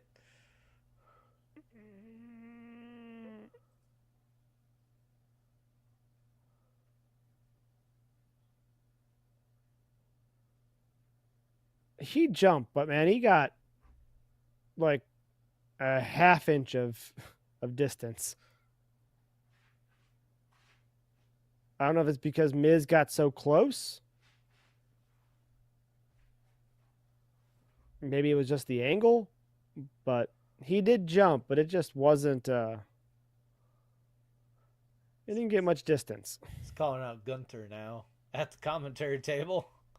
Yeah, I saw him put the headset on. I don't have that volume up. It's old Gunther. I'm coming at you for fucking Monday.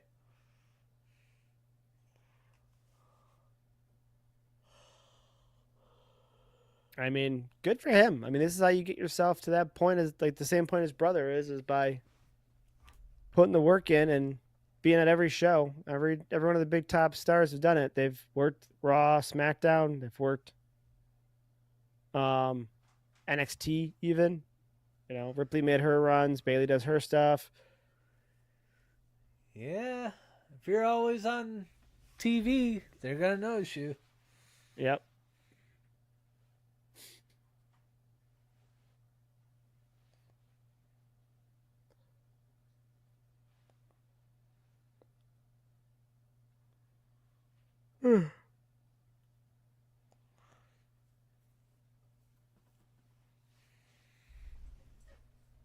Drew looks he's in a good mood.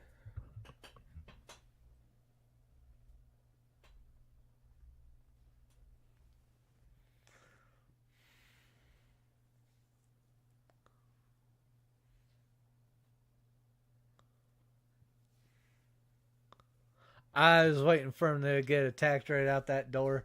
Yep. Hey, you dropped someone's wrench or crowbar or something.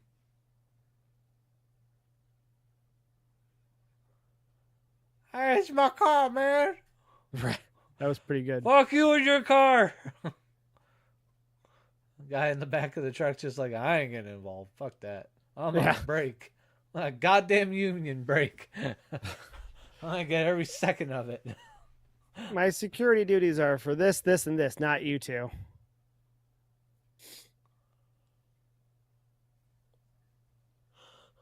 You guys gonna do something onto the top of the hood of this fucking Beamer?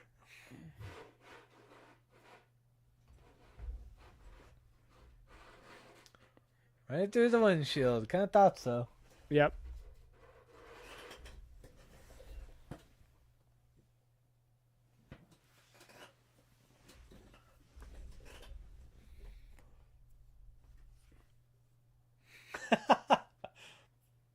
price check on a jackass.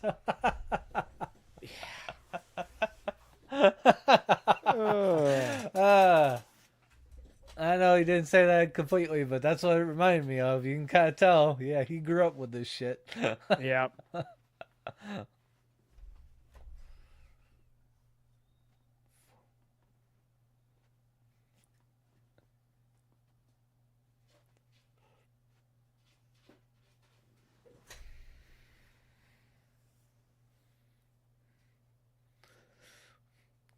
Okay, CM Punk's got Goldberg security. Well, so did Seth. They showed him that. Seth walked by with that. When they entered the building, they were getting the security that way. Yeah. CM Punk just go past Drew. Ah, that's a shame. The funny part is that the big, I don't know if it's funny, but the big hoopla that broke out was, sorry, there's a finish over here on the other side. No problem. Let me see what just happened here. That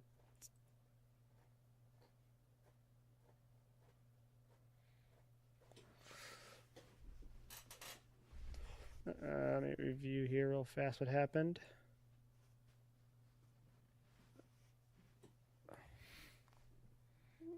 Big Lariat attempt coming up here. At the clothesline from hell.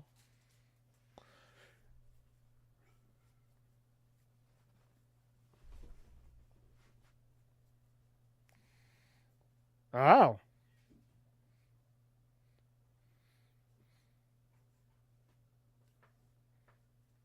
People are surprised.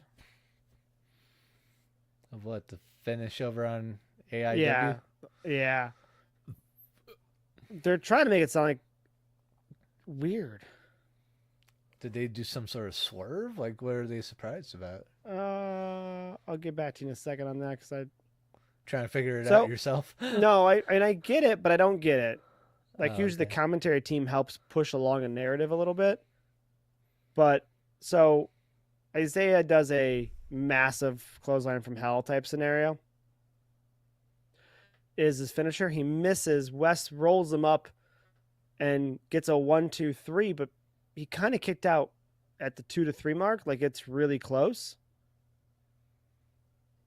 And So the announcers are questioning, like, did he steal it with, like, we couldn't see from our angle, but I think he might have had a handful of tights. He might have had this. He might have had that. It's just interesting as they're trying to make it sound like he actually stole it by cheating in some way, shape, or form. When you watch it, he didn't have he just rolled him up really clean and got a pin. Huh. The question is, did he kick out in time or not? And I thought he may have. I thought he beat it. I thought there was a 2 count instead of a 3. But so interesting. Don't know if that it will come back down the line as a thing, or if that's just good, clean, close wrestling, we'll call it. I'm not really sure. But people looked surprised.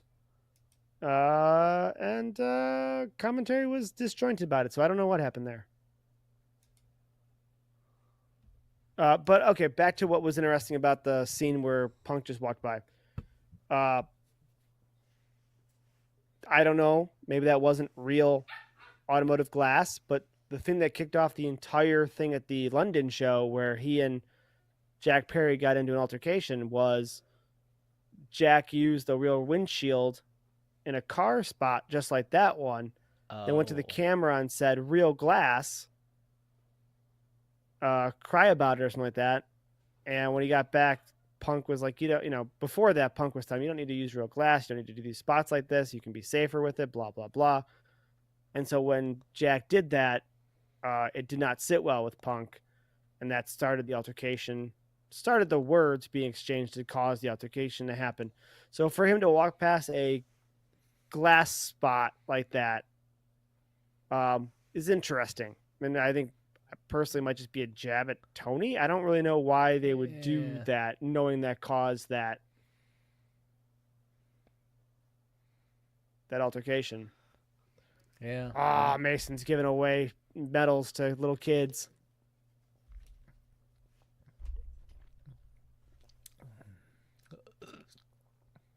So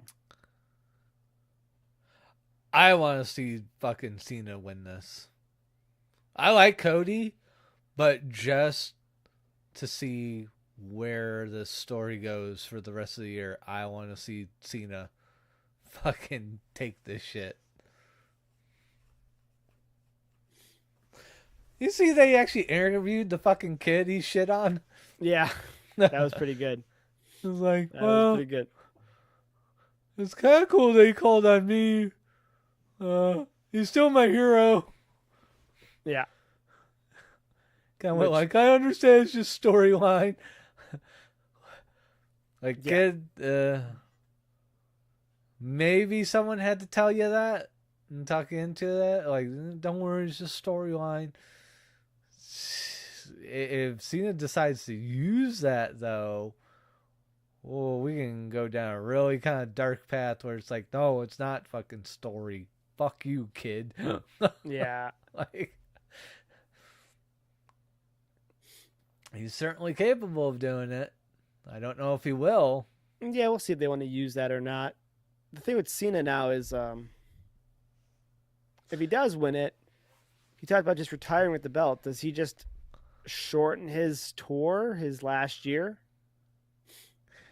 Yeah, see, that threat it doesn't really exactly make sense to me.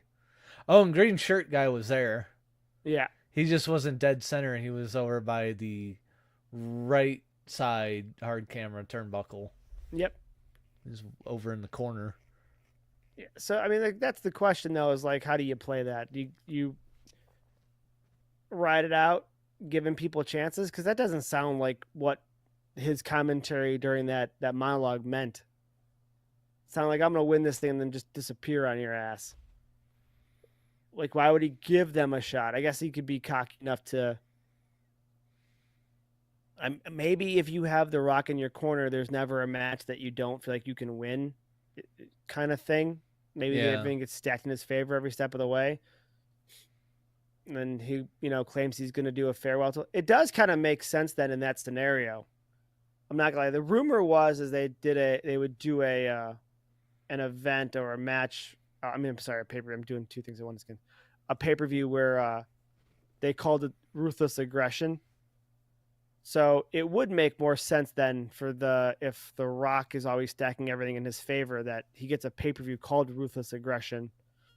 Yeah. And that's the one where the tables turn and in the, whoever his opponent down the road is, whether it's Cody to win it back, whether it's whatever savior they decide to use while Cody's on vacation.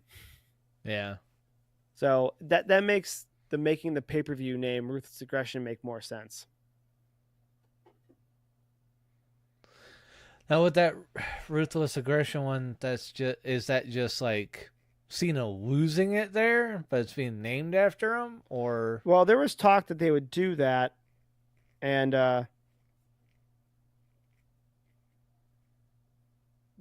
people were like, "Well, that seems kind of cheesy to name an event after the guy." And the show we're watching, goddammit. Named after The Rock? Yeah. Yeah. You have to Smackdown on your candy ass. Right. But that's during his time, and since then it's just become its own brand per se. But to name a Ruthless Aggression pay-per-view after John Cena in his last year. Timeout. Why are there 3 chairs, 2 on one side, 1 on the other side? Whom in this scenario doesn't hate someone to sit next to them? Punk and Roman? Yeah, I kind of think Punk and Roman can kind of hold back from just punching each other in the face instantly, and Seth wants to kick the shit out of both of them instantly. So that 2.5 foot wide table is gonna stop Roman and Punk from coming over at Seth?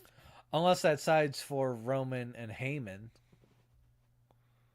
But I'd imagine Heyman would stand. Heyman's gonna stand because Heyman's still in that whole middle ground where no one knows where he stands, I don't think.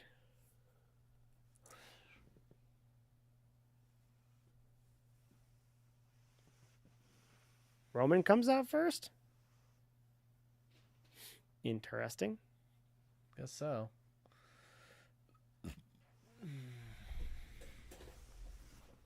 I'm tired. I really hope both this match I'm about to watch over in AIW and this contract signing is exciting, but ends at 11. Well, that's exciting to keep me awake. I'm trying to keep some energy going, but I'm failing here in the last hour or so. I was really talkative and.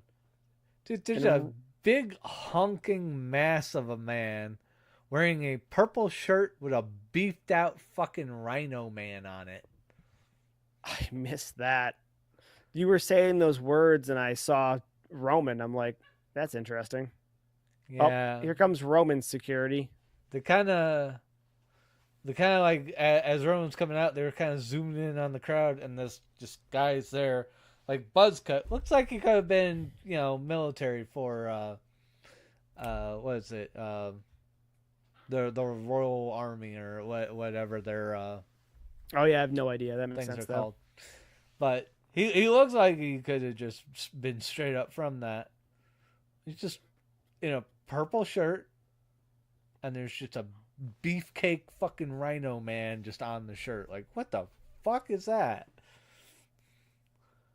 You see this beefy man, purple shirt, beefy Rhino Man on the shirt. Like, what the fuck? What am I seeing? Sorry, I got a response. I kind of made a comment in the group thread that Jocelyn Navarro was on the free match for AIW, the one before it hit the paywall. It was her versus a woman. I need to probably learn her name. She's from Texas though. It's my first time seeing her. Okay. And Jocelyn has just given up trying to find gear that doesn't turn into a thong immediately.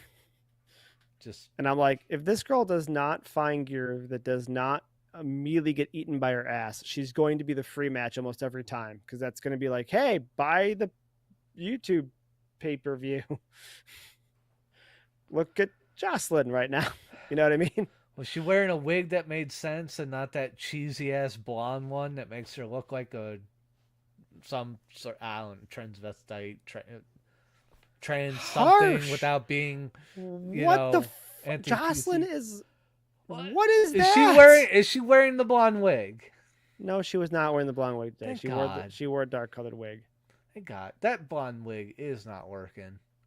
I don't have that big of a problem. I definitely didn't go that far with it when she wore it. It looks off-putting. There you go. There's the PC way to put it. Just it don't. She's worn green, I believe. She's worn. That's cool. Fine. A lot of her gear is often green, but today was just a normal. I mean, when we were first seeing her, we were seeing her like black wig, a little bit of purple highlights in it. Like, oh, that's cool. But she was wearing purple gear at the time. Yeah, she hadn't dove directly into her nationality, I believe. Yeah.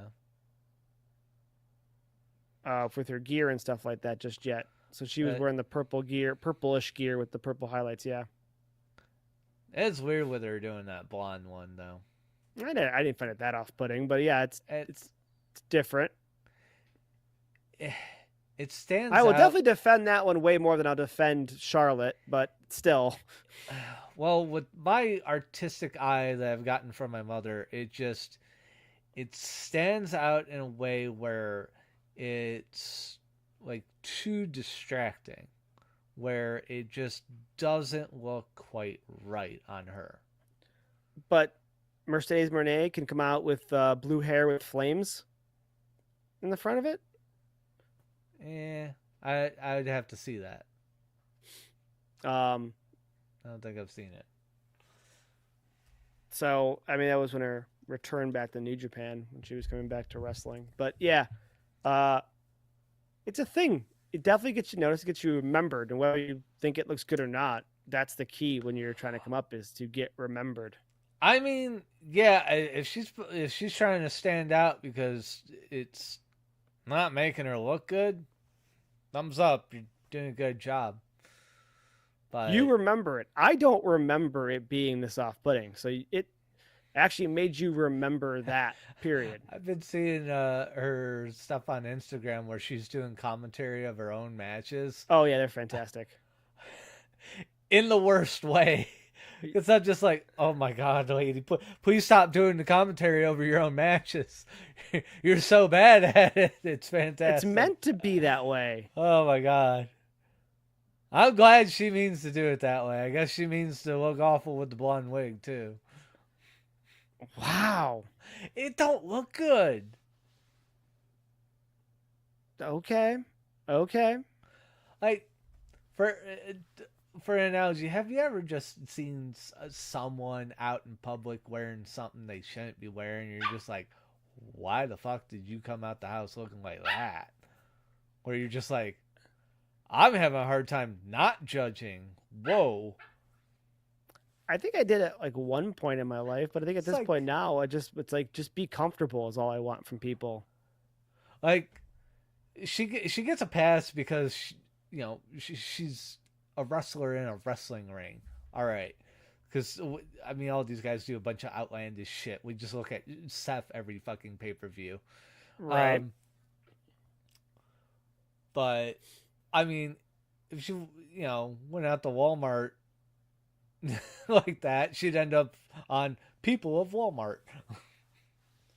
That's not even scratch. That's too far. You can say you I mean, don't like it or it's off-putting, but that is not. Not just with the blonde wig. Like, she has to be dressed a little fucked up, but with the blonde wig. I'm like, you need to add more for her to make that. There are some interesting people watching scenarios than that. Okay. It had to be her ass eating her pants wearing the blonde wig at Walmart. I mean, that might make it, but I don't think that would be the worst by any means. No, but she'd end up as like filler on there. Like, here's another one. Oh, that was a smart move over here on Smackdown. Side note. Oh, head of the table. Got it. Yep. I kind of figured they'd put one there, but like, I didn't put two and two together that Heyman would do that. Nick's now like, where do I stand in all of this? Like, where do I stand on camera? Interesting that they picked these little office chairs. I mean, I guess it's good if they get torn up being thrown out of the ring. It's fine because they're kind of the cheapos. Yeah, they're the chairs they use for Miz TV and stuff like that, and KO TV. KO, these were the chairs when he was complaining, like, we don't have enough chairs. Stop saying people's names because they're going to come out. You don't have enough chairs. We're already down a chair.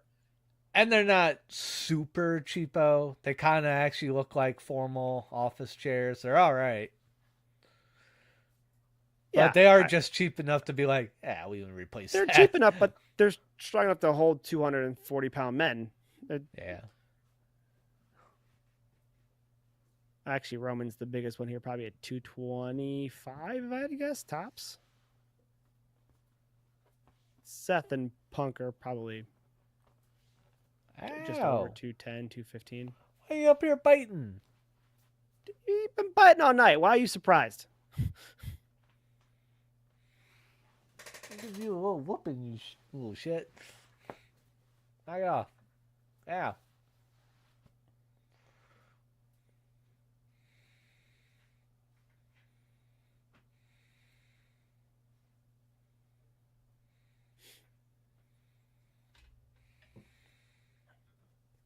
Eric Taylor is going to probably be signed one day. Yeah. I think he's that good. I think he's that good at promos. He definitely has the right look. You could use a little more mass to him, but beyond that, I think his basic wrestling skills are there. I think he's always had the look. He's always put the money into the gear. He's always just gotten better and better at the promos. I think Eric Taylor's someone you're going to see. Kind of surprised they brought out Seth second here, because they're going to be singing that song for a while after they turn it off. I think they made the way they did it. The only thing that might stop them from singing is Cult of Personality. Yeah, kick on punks. That maybe it's a good idea. That might be the only thing that stops them. If he came out last, they may not be able to get to the contract signing.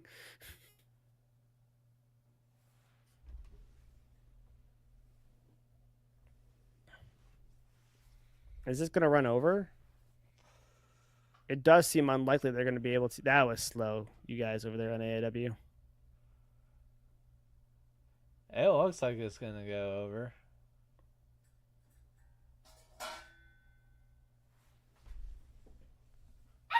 Hey, don't be dumb.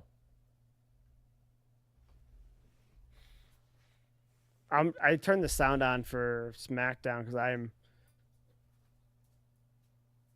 incredibly curious to see if it actually just stops when Cult of Personality hits.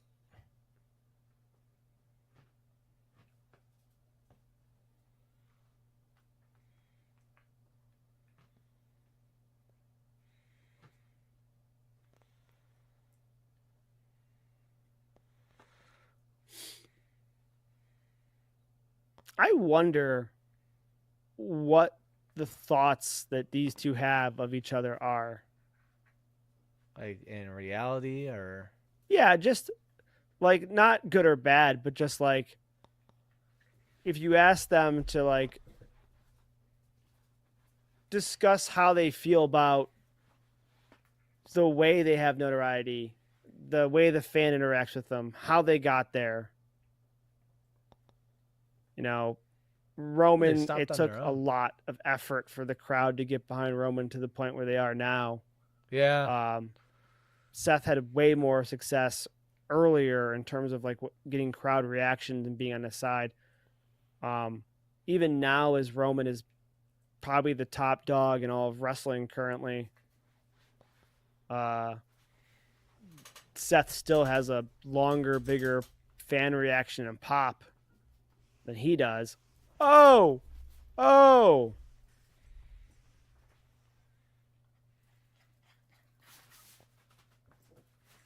The hell was that?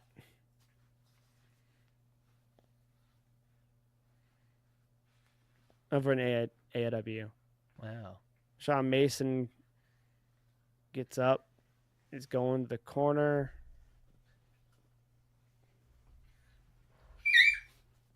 He knocks down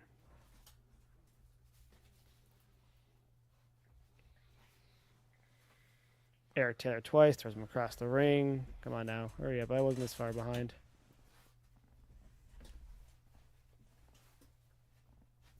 Big running shot to the gut. Rolls him out of the corner. Measures up.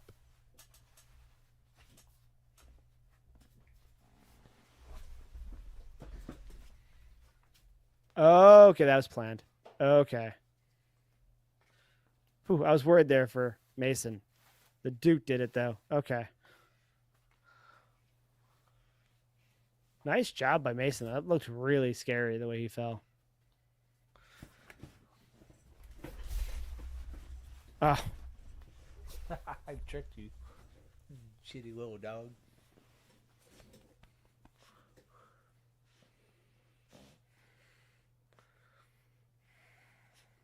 Angle slam from the second rope by Sean Mason. I missed it where Eric Taylor put on all the medals that Sean was wearing to the ring, but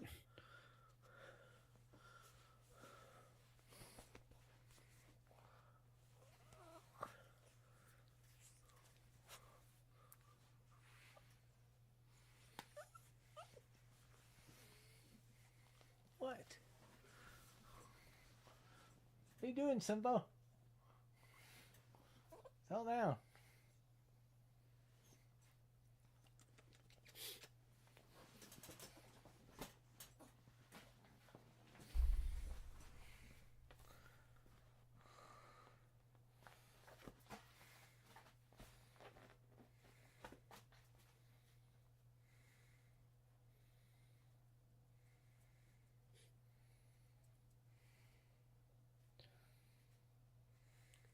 big roll through German.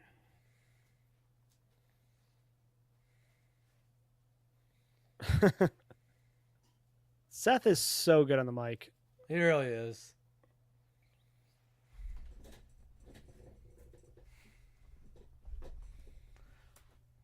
Look like he said, "What's that? You did that, asshole." Yep. Oh, wow.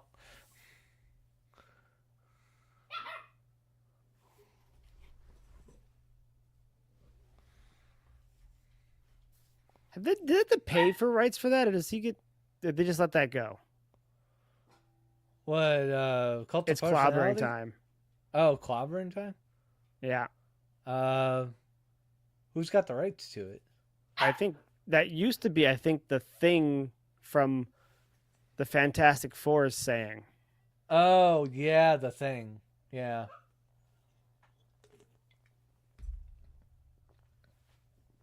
I mean, they might be paying rights to it. Just like, all right. I mean, they're lucky he sells a ton of stuff because otherwise he becomes a very expensive character. They got to pay for his theme music. They got to pay for this. They got to pay for that. Yeah, I imagine Cult of Personality might not be asking for too much. Well, it might not be up to them. It might be up to whoever kind of I think owns their it was rights. pretty pricey when he demanded it back in the day because he was the only one who got actual music like that. I'm kind of surprised because, you know, they kind of fell out of popularity. So this was kind of like a resurgence for their music. So I don't know What if I Punk would. wanted. Yeah.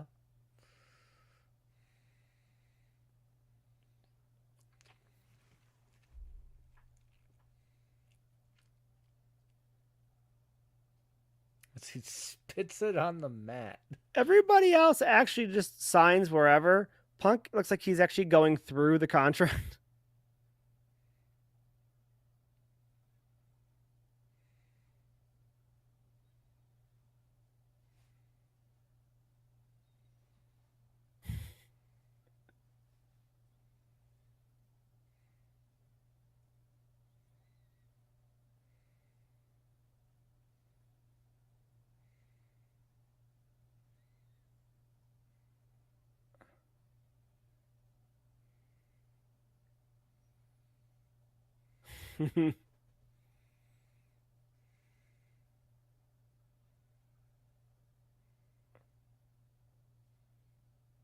Oh boy. It's not the moment where you want to.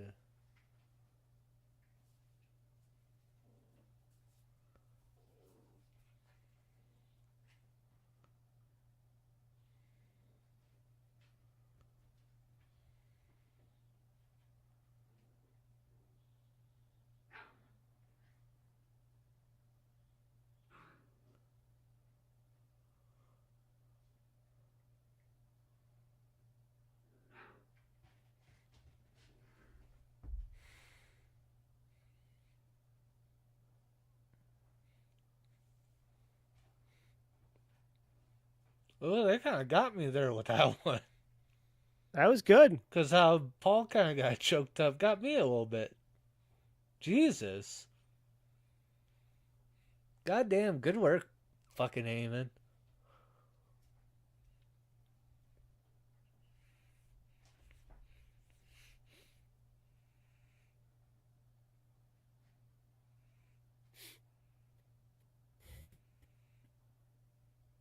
Did they cut his mic? Oh no, okay.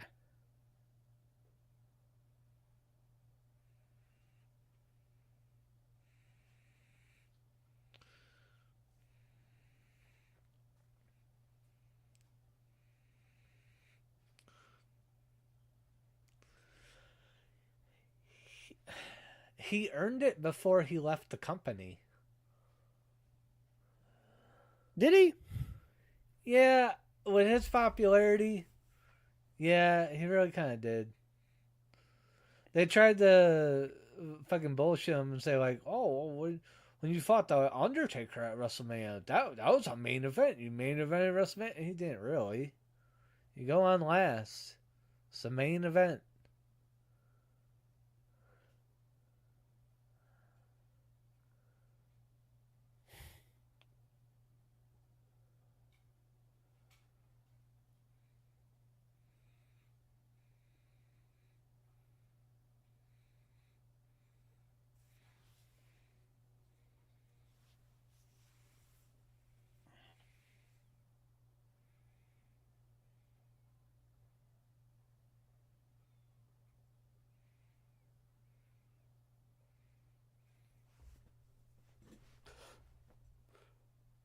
Oh, they're going off air. Yeah.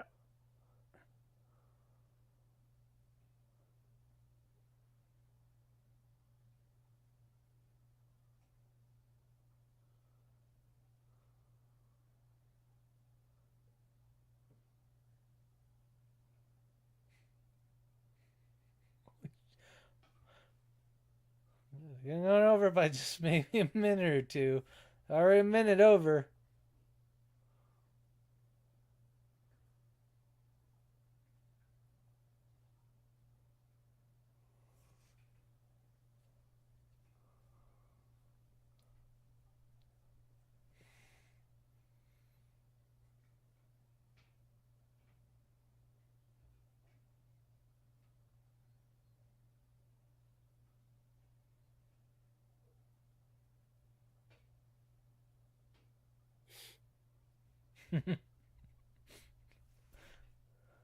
The big dog, huh? Yeah.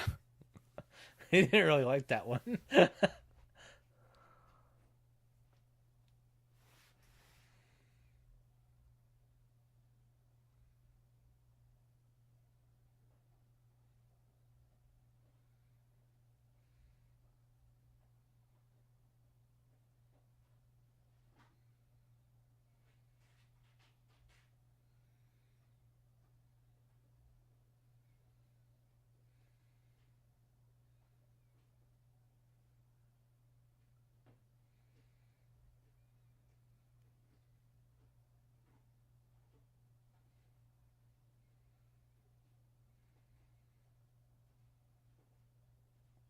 What favor could he possibly owed? God damn it. Heyman. Yeah. It's just about, God damn it. Fucking making it so difficult for him. I don't care what Punk says. I mean, again, I'm enjoying this version of Punk. I really am. This is the Punk that's come here to have fun. I don't want serious Punk. I don't like serious Punk. And I don't even think it works storyline wise because Punk's title reign only existed for as long as it did storyline wise because of the Shield. He's owed nothing. He owes the Shield the 400 some odd day run. Yeah. So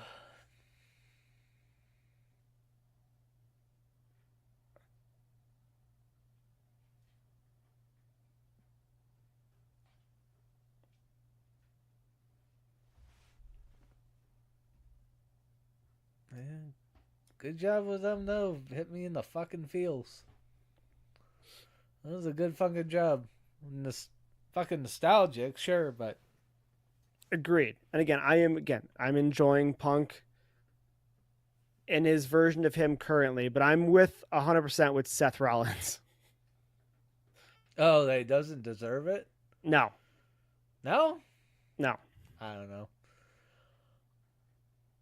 I think his popularity has just kind of made him deserve it. You could argue his length of popularity to a degree, but I can't just argue popularity. Otherwise, Fandango deserved a WrestleMania main event. He was so over with his theme music. Well, that was just with the theme music. But he was so huge. Yeah.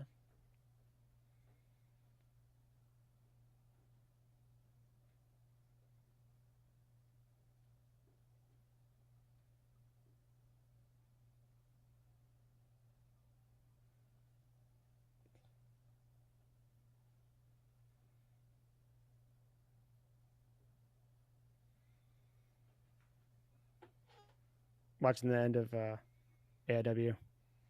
How's that going?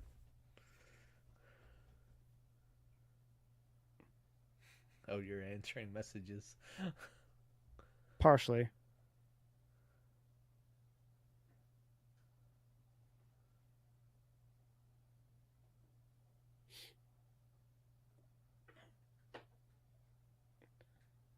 Eric Taylor versus Matthew Justice at Gauntlet for the gold for the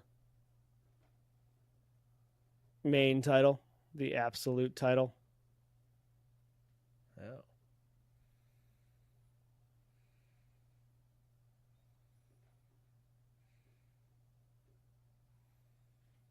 And that is the show there. Okay. So, no, my problem with Punk is that he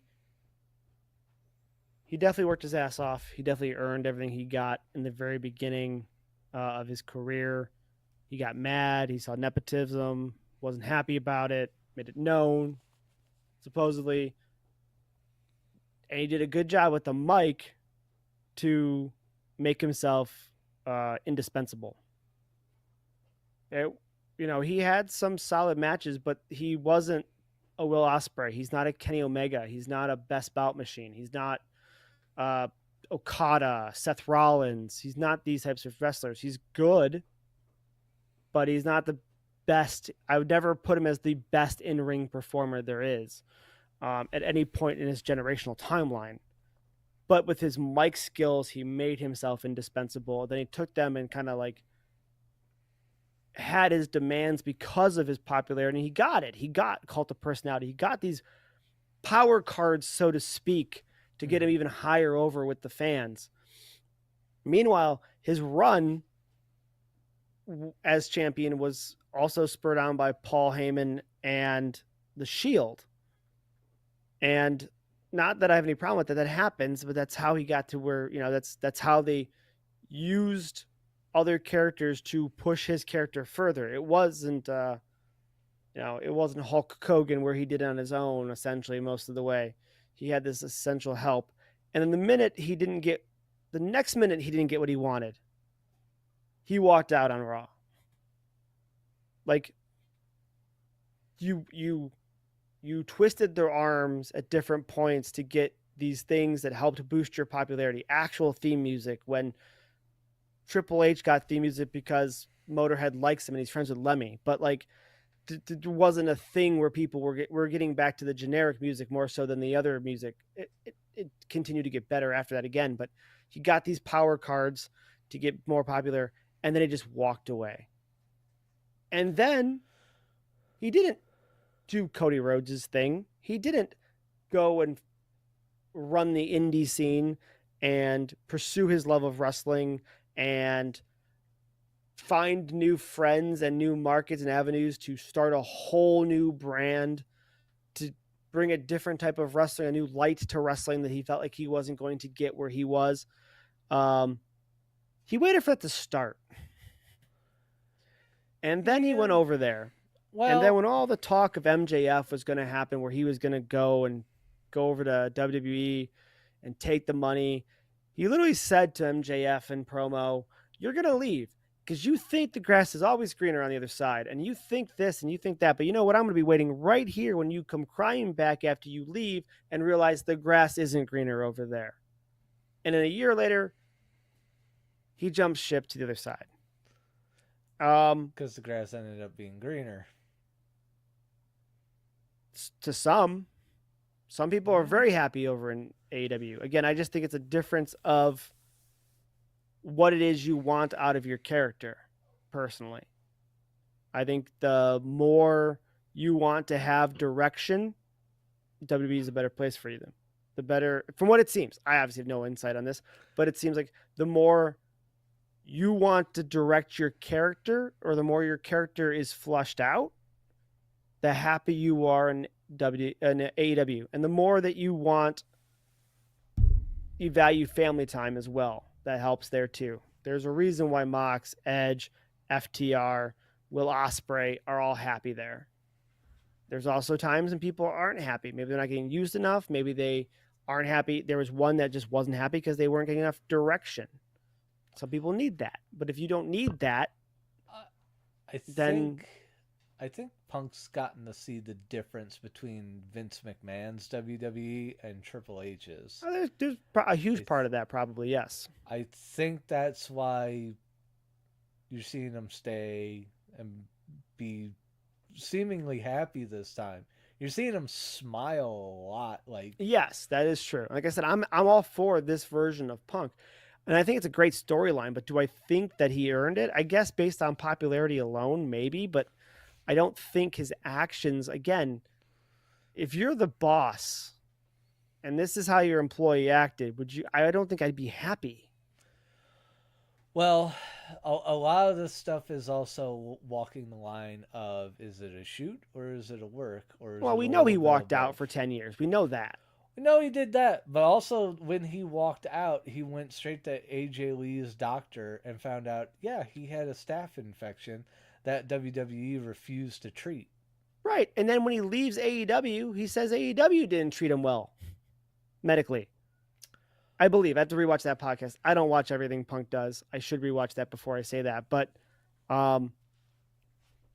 potentially that's what he said. You know what? I mean, backtrack. Let me go rewatch that before I make that claim. I don't know that. He obviously was unhappy with leaving. But I just, again, I'm very happy with what he's doing right now. I really am. I'm enjoying watching him. And I have no problem for the storyline part of it that he's in WrestleMania. I have no problem that he's a WrestleMania main event. But I just don't know if I believe he deserves it personally. So here's the thing: he's a gigantic fucking name with not a lot of time left because he's starting to hit injuries, and one of them might be one that really kind of messes him up and makes it so he just can't. He might have to just retire. He's right around that age group because he, squandered 10 years, like we know. Well, yes and no. I mean, he also has 10 years less of damage on his body already. It's so, true, yes, but the body got older.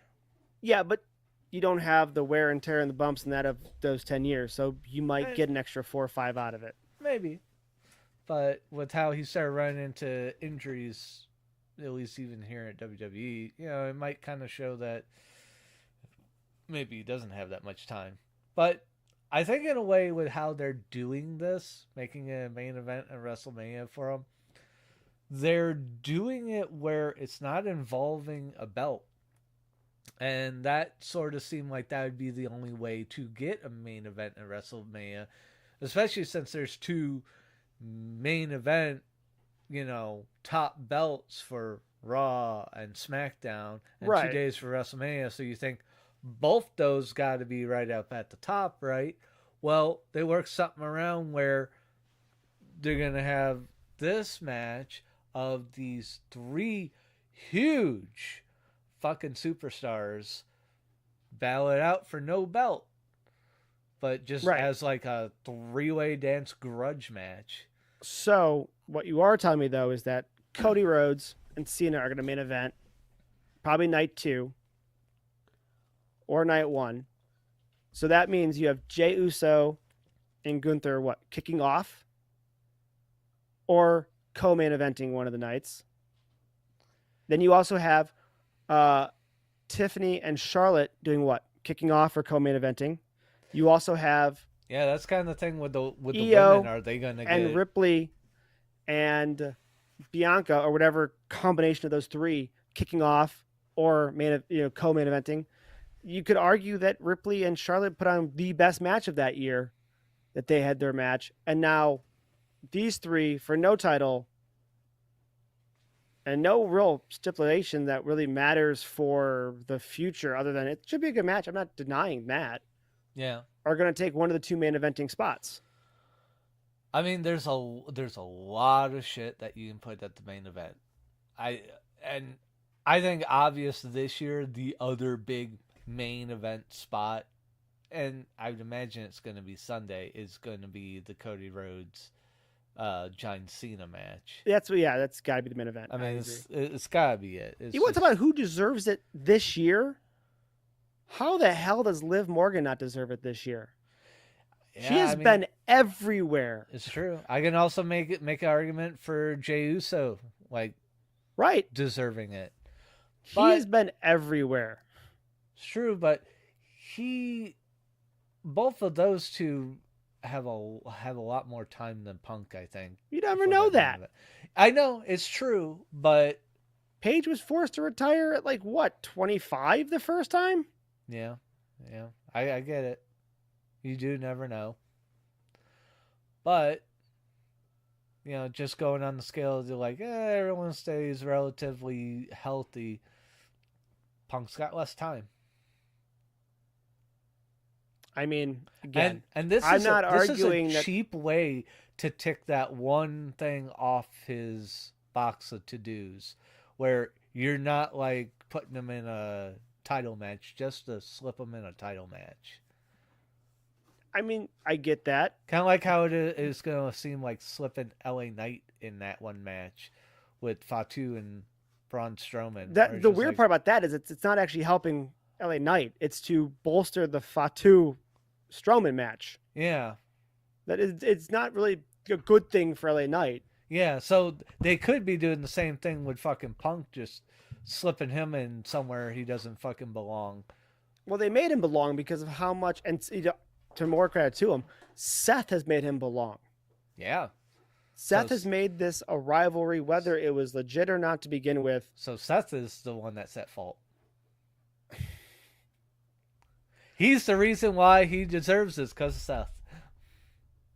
On so many levels. The Shield, how he reacted the night at before he made comments about not wanting him as a cancer or a parasite before he even signed. And then when he shows up fucking having a little temper tantrum, he is the reason CM Punk is this relevant. Yeah, he's stoking the fire of CM Punk.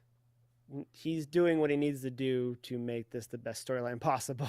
But yeah, storyline wise, yes, he is the reason. Yeah, he's, no matter how he feels about it, and it's probably what makes it even better is if there is some of that real animosity, he's pushing that realness into it.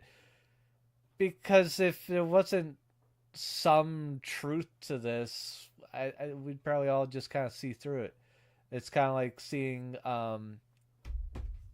what is it, the New Day as heels, and they truly turned on Big E. We don't really believe it. We're just going with the story, really, and booing them because it's what we should do. Right. I don't believe it. It's horse shit. Right. But Seth is okay. Let's say there was some hint of truth to it. We don't know. Seth has always done what's best for business. Yeah. He's always done what he needed to your dog escaping? Your door is open. I don't know if it matters. Oh, what? Into the basement here? Yeah. I want him out. Okay. Because if I leave him in here, he's either going to be trying to eat my cords, or if he's in a puppy pen, he will not shut the fuck up and cry. Gotcha. Okay. So, but yeah, he's always done what's best for business. He's always taken the losses and pushed the storylines and done everything he needed to do. You could argue he's done everything that Punk wouldn't do. So, I should show you what this dog found. I'll be right okay. Back. Can I see that? Yeah, it's okay. I'm not gonna give it time. We're just gonna show this on stream of what you got.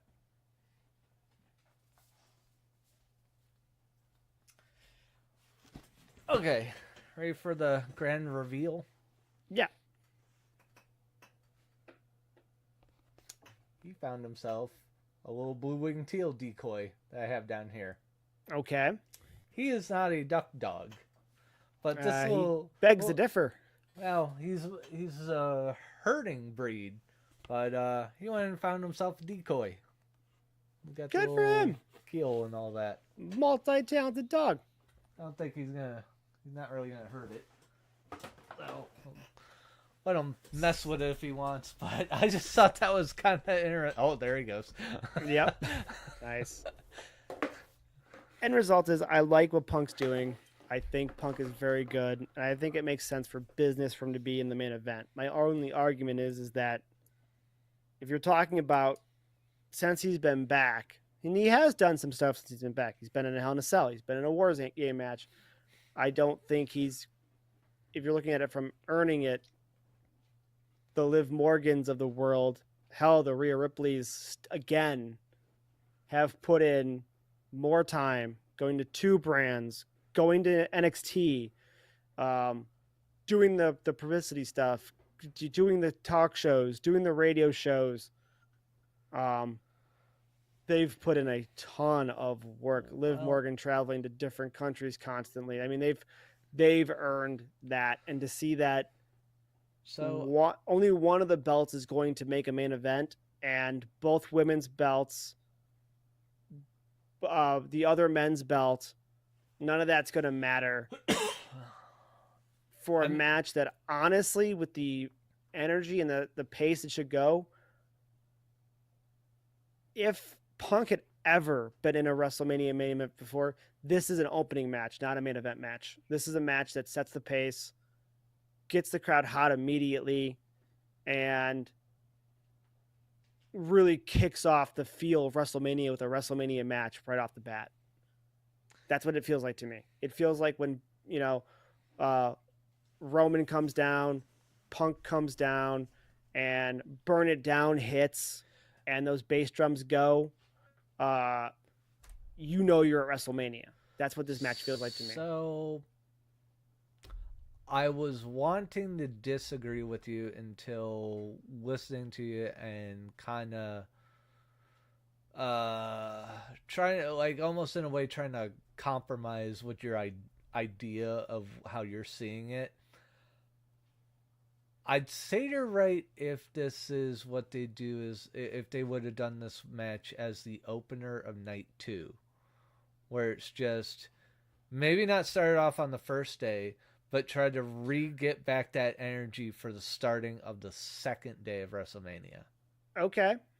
That is always the, if you look at WrestleMania as a whole card, from point A to point B, the end of night 1 going into night 2 is the intermission. Even at an indie show, coming back from intermission is always tough to get people back in their seats. And those 3 would do it. They would, 100%. What do you kick off WrestleMania? What feels like WrestleMania to you to kick off WrestleMania, though? Kick off WrestleMania? That's tough. I almost need like a whole list of like all the matches. But with how they're going to it, so is it like, am I answering this question with us knowing what the 2 main events are and then going like... Yeah, WWE's already pre-booked the 2 main events at this point. We know what they are. I don't get my opener because I think that's a great opener for WrestleMania, especially if you want it to feel like the biggest WrestleMania of all time. You start with that. There is no belt on the line. You know how I feel about, unless you have a good reason, you know how I feel about putting the main belt on the line immediately. So there's no belt in that match. That makes sense for an opener to me. Yeah. There's been times in the past where weather could be an issue and stuff like that. So I get why they've moved main matches to the head of the table in that scenario and put them at the first match of the night. But okay, they've pre-booked it. We pre-booked the main events. WWE said has to be the main event that night, and this has to be the main event this night. What are you kicking off the 2 shows with? Oh, yeah, you've already said you think night 2 with the triple threat match. I get it. I personally want night 1 to feel big to me, to go into it, because I actually like the Saturday night main event bigger. I think it has a bigger audience for parties and stuff like that than night 2 on Sunday. That's why I like that match there. I think your viewership is just higher anyways. But you're 100% right. Those 3 definitely puts you back into WrestleMania mode immediately on night 2. I agree with you 100%. Yeah, but they're not going to do it that way. Nope, they're going to be main eventing. So how do we make night 1 make WrestleMania feel bigger than last year? And on night 2, how do we bring people back in again? Shit. Because could go a couple different ways on this. Like, is this just like how I would do it, or how I think WWE might go about it? How would you do it? How would you do it? Oh, so the biggest wild card I got in this is the Jey Uso Gunther match. That one's the big. In GM mode that is a classic match right there, just based on the hype level of Jey Uso. You know that. Yeah. So where do you want to put that?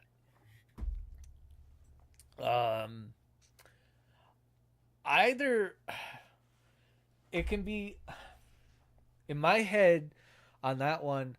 Either night, it's the match like right. I gotta be thinking like right before the main event on either night one or two, like almost like night two. So You you're could, co-main eventing. You're co-main eventing. yeah, like almost like night two. You just put both men's titles right there, but then it makes it kind of weird with balancing out the women's big titles because you got what's ramping up to be another triple threat. I mean, I know they're doing the whole, Bianca's guest refereeing for the two, but we know where that's gonna go. It's going to turn into a shit show that turns into a triple threat, and it's what they're gearing up towards. We're too smart, Mark, to know that's not where they're going. So I almost think like the women's triple threat might open up night two. All right. So you're going to use the star power of Ripley. To really, and Bianca and them are not small names, but Ripley is otherworldly at this point. You're going to use Ripley's star power and the other two's athleticism as well to be a big match. To just kick off night two after the intermission, for lack of a better term. Now Tiffany and Flair, I mean, there's that thought to make them be like the co-main event with where we're obviously going to see the triple threat with CM Punk, Seth, and Roman. And I kind of go that route because of Flair, because of Charlotte, where where it almost seems like she kind of have that sort of same ego where it's just like, well, if I can't get the main event, you're gonna butt me right up against the main event and put me there, because I don't see her opening either night one or night two, just because of her ego. What you're telling me is that you see, the hell is that? But night one's main event being the triple threat match. Yeah, most likely. And then you're gonna butt Jey Uso's match up next to that one? No, Charlotte's. Charlotte's on night one. Yeah. And then Jey Uso's on night two.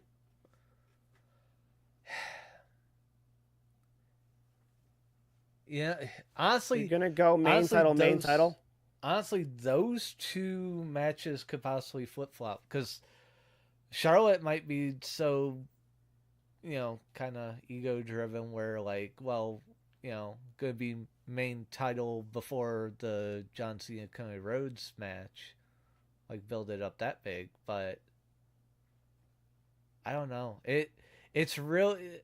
They really do make the idea of booking this card kind of tough with putting a non-title match as the main event, which we're pretty sure is night one.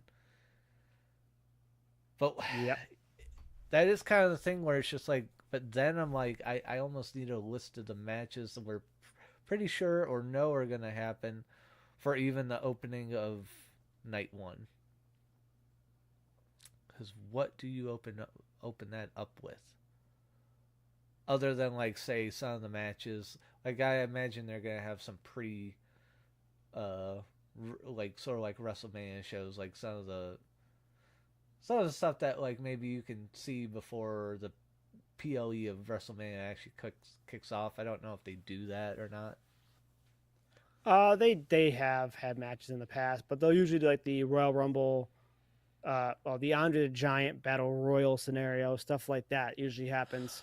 Yeah. God, what would you put as an opener night one? Because I don't think about previous openers. Seth Rollins versus Brock Lesnar, for example. That was an opener once? Yes. That was one where weather was involved, and there were some stories with Brock Lesnar. So that was actually at the New York one I went to. Wow. it started with those two, and the main title changed hands. Seth beat Brock for the title. Wow. But that's the thing, man. You come out swinging. Like this is WrestleMania.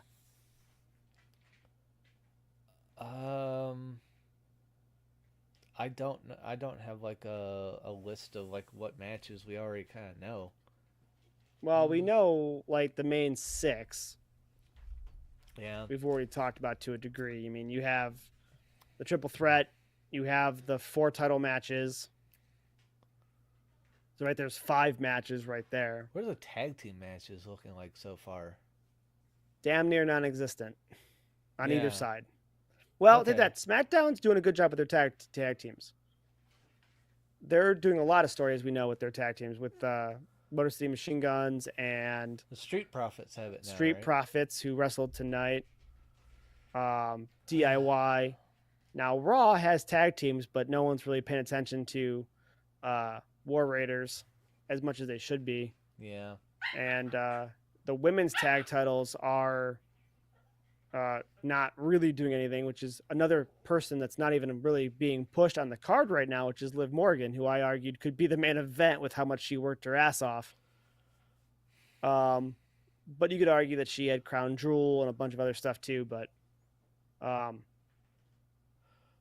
yeah, they're not even really doing anything with Liv and Raquel in that regard. Yeah, then we're gonna surely have Jade and Naomi. Where do we put them? Do they open WrestleMania? Oh, I wouldn't do that.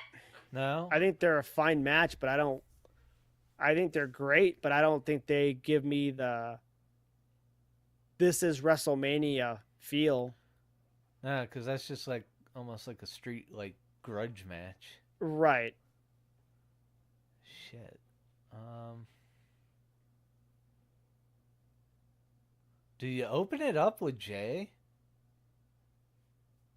That's kind of where I'm leaning at these other matches. They're gonna yeet their fucking heads up. Just run off with your fucking pee pad. Oh, shit. Yeah, I haven't decided if I kind of think I would do it night 1. To get that place to just explode immediately. And then you get the vibe in the crowd immediately. You don't have a slow start. The energy in a WrestleMania is just through the roof as it is. They're already going to have, I don't know, inside a state, in a dome like that, but they have a flyby. They usually have some type of stuff going on beforehand. The vibe in there is just nuts. Like, it literally does, you literally feel like an energy that it's so stupidly, like the crowd base is so stupidly amped at that point that you already feel it. So to kick off with shit, yeah, maybe that is what Master. You do it. I think. And then another problem is I like to keep the main titles on separate shows because I don't want, personally, if I was running it or booking it, I wouldn't want one night to feel that much more important. I think Saturday is a good night for parties, personally, versus Sunday. Yeah. But I still wouldn't want to make Sunday the important show because I put 3 title belts on Sunday's show and 2 on Saturday's show, or 1 on Saturday. You know what I mean? Yeah. I would want both main titles on that show and then 1 women's title on that show as well. So I think I'd split them up for that reason. I actually would bookend the shows with the main titles. If you look at it from one big show, you'd bookend, start with the World, and then main event with the WWE. That's what I'm thinking. Now, what do I do to kick off night 2? I think I play the popularity card and I use Ripley to kick off night 2. Yeah. I think This Is My Brutality hits, and I think, again, you get the vibe in the crowd immediately again. Yeah. And then from there, you sprinkle in where you think Priest and Drew make the most sense, where you think Charlotte, I mean, you're going to have Charlotte co-main event something. She's going to either be If so, she's co-main eventing night 1, in my opinion. The belt's gonna go on the line. It's gonna be like pretty much like a main event because it's a title match, and then the triple threat just because of the mega star power of the triple threat, I guess. Yeah. I mean, I get it. I get why they're doing it. I get he's so popular. Um, I for the past 5 years, I just don't think he's technically earned it. But to be fair, the other two have. So fine, I guess. And again, I'm very happy with what Punk's doing. I'm very entertained. And only from a story standpoint do I sit here and go, they owe you nothing, you know, like this whole like that's not my favor bullshit. Like, it's all storyline based, so only from a story standpoint do I go, they don't owe you shit. They carried you, blah blah blah. You have no say in this. You left the company. You let Seth have to do it, and Roman have to do it on their own. You tried to join a different company. They don't owe you shit. So I guess in hindsight, I'm okay with it, but like, man, it does feel like other wrestlers kind of, from the effort standpoint, deserve to be there more than I. He's not John Cena. He didn't stay. He didn't carry the company. He didn't step up with the Ruthless Aggression era. He didn't switch and take mid-card titles to do the most with him as he can. He didn't have the U.S. Open challenge when the U.S. belt had no meaning anymore. You know, he didn't do any of that stuff. Cena did all that stuff. Yeah. Cena made the most Make-A-Wish Foundation stuff. Cena did the morning talk shows at 6 a.m. and the evening drive homes at whatever. Punk didn't do any of that. I'm sure he did some. I'm exaggerating a little bit, but he wasn't Superman. I mean, when he was champ, he talked about how he tried to do like even better job than Cena ever did and carry the company. So back then, I think he was trying to. He couldn't even do it the same way. He was a heel. Because every one of his wins, I mean, he was popular, but not every one of his wins, but any major matches where you're like, how does this guy win? He won because the Shield helped him. Okay. So, like, maybe he did try to do it, and in that case, it's just a disadvantage. He was at a disadvantage because what do you do if you're not superhero Cena? Like, he can do all this stuff because he's a one-man wrecking show, and they gave Punk the Shield. So if that was the case, I guess I do feel bad because he couldn't do the same thing Cena could do. But popularity-wise, I get it, but I also feel like he had power cards along the way, so to speak. Yeah, well, all because he put himself in those positions with his mic skills. His best match I've ever seen him wrestle was against Undertaker in like 2011 or 2012. The WrestleMania match with Undertaker was a phenomenal match. I'll give him that. Yeah. But he was so tapped out at that point. Like, he was ready to go. I don't think he was in that match. I mean, he kind of said he was, and that was back on the Sirius XM days where Primetime Sam Roberts still he had like a show after whatever was left of Opie and Anthony. I can't really remember. This was after Anthony got fired at 2011. But he interviewed CM Punk about to go wrestle the Undertaker, and he was all like, "Oh yeah, this is really exciting. You're gonna wrestle the Undertaker," and he was just like, "Yeah." And Sam didn't realize that. He's like, "I didn't realize it until I look back at it," and this is like him kind of talking to him after he stepped away from wrestling. It's just like, you just weren't really there into it. He's like, "No, I was kind of getting burnt out and all that, and I was at that point. So like, I went and wrestled the Undertaker, and apparently had a phenomenal match, but boy, my heart wasn't in it." And they kept telling me like, it's the main event. You're wrestling the Undertaker. And he's just like, that's not the main event. You go on last. So They've always, not just for Punk, they've always adjusted whatever they felt. The main event's the important match. They did that. I forget who they were going up against. They were going up against an NFL game, or they were going up against the World Series, something like that. And they made the main event the kickoff match. They literally said the main event was leading it off, and it was AJ Styles and somebody else. I can't remember who. So they've always, even to the fan base, will say this is the main event. Don't worry about where we're putting it. This is the main event. And I guess you could technically change the wording if you wanted to. If you said main attraction, it doesn't matter where you put it. Yeah.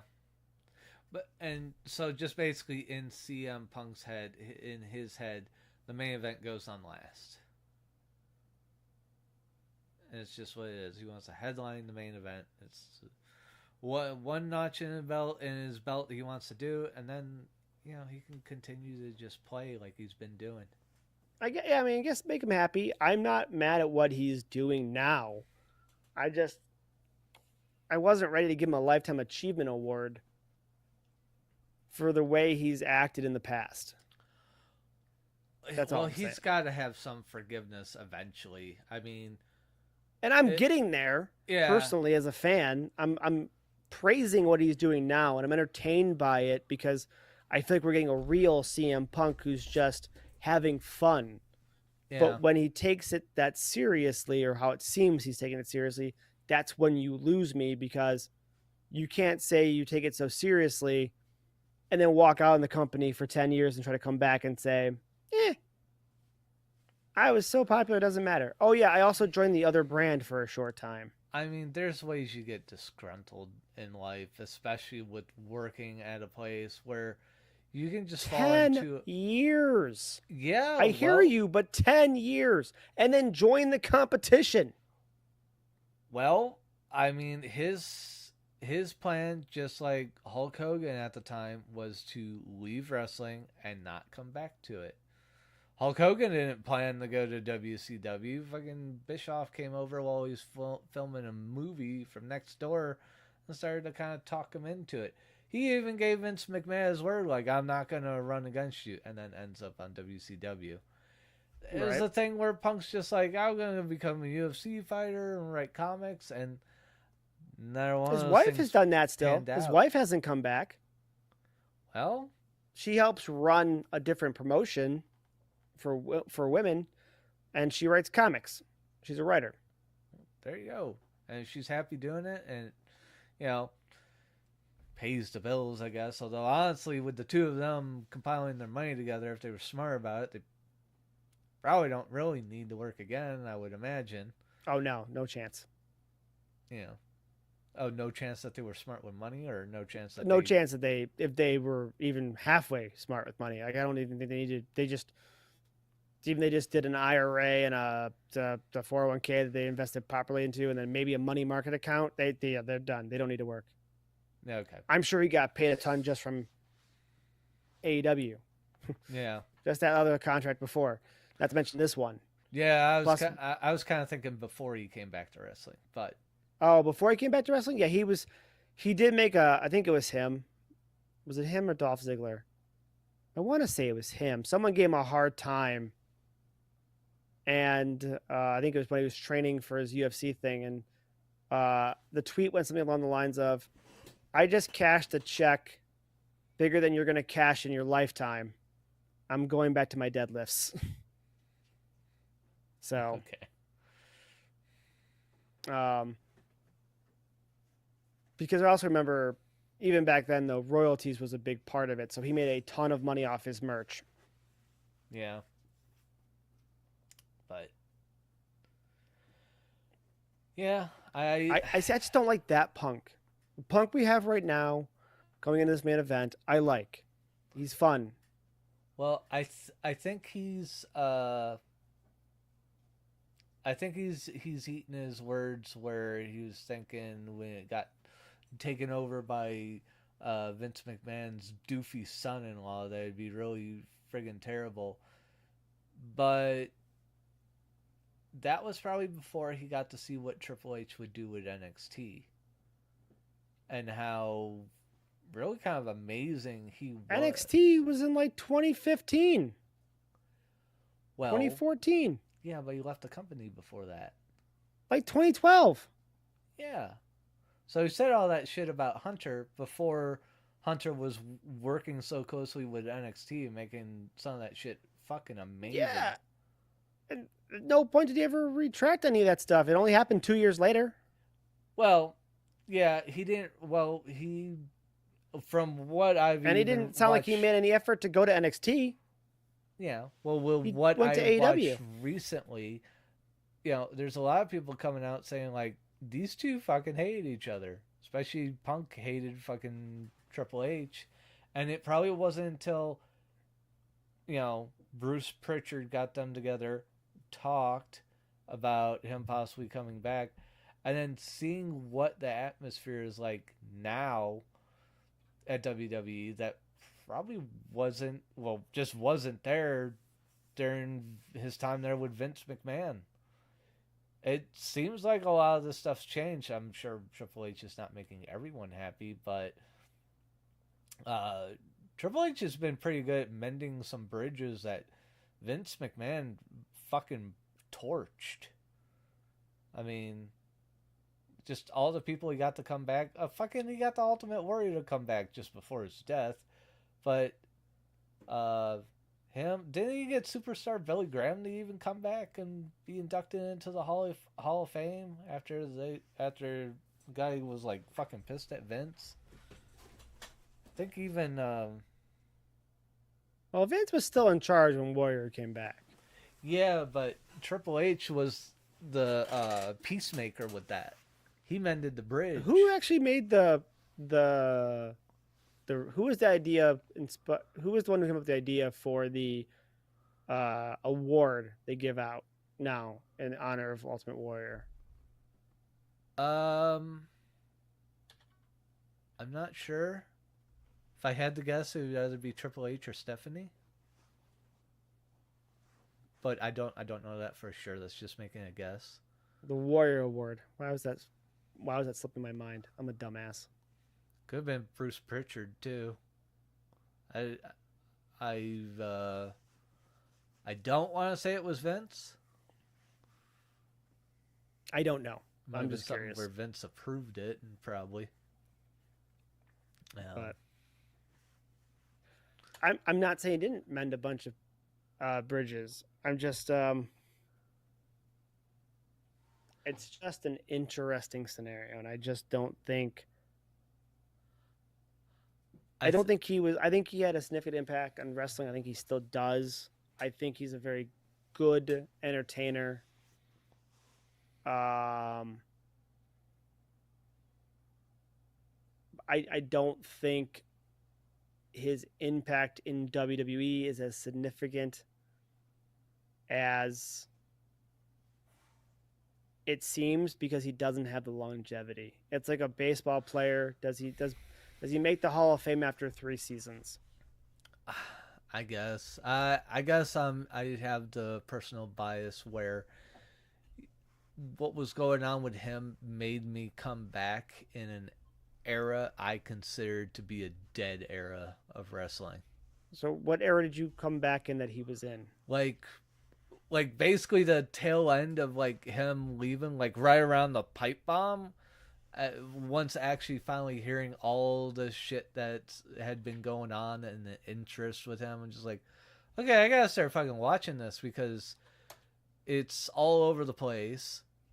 And I started to try and come back and watch it. I was still living here in Parma at my first apartment before moving out to Seattle. It was around then, 2010-ish, I think. But that kind of got me to come, like, actually, that was the first time I came back after, say, dipping out around 2004-ish. So he delivered that promo in 2011. Okay. That's still He tracks. left in 2014. All right, well, my years kind of blend together. but that stuff started to get me to watch again. Not as often as I do now with you. How you got me really back into it, but I mean, I was really tapped out for years there, where it wasn't on my radar. I just did not care. I was sort of disgruntled with how everything kind of went.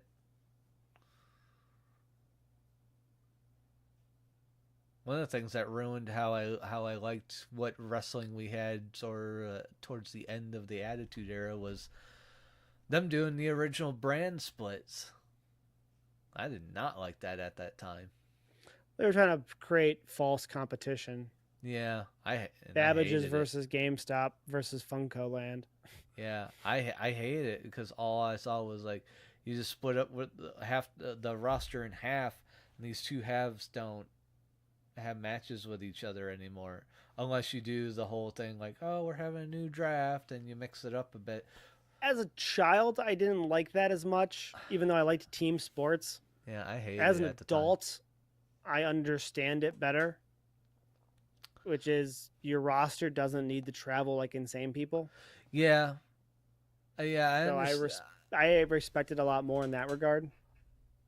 I like it now that we've gotten to the result now here in the future from that point. But it's partly because basically all those people from back then need to either like sort of like move on, retire, not be in the competition where I'd want to see them all against each other, but they'd be all split up.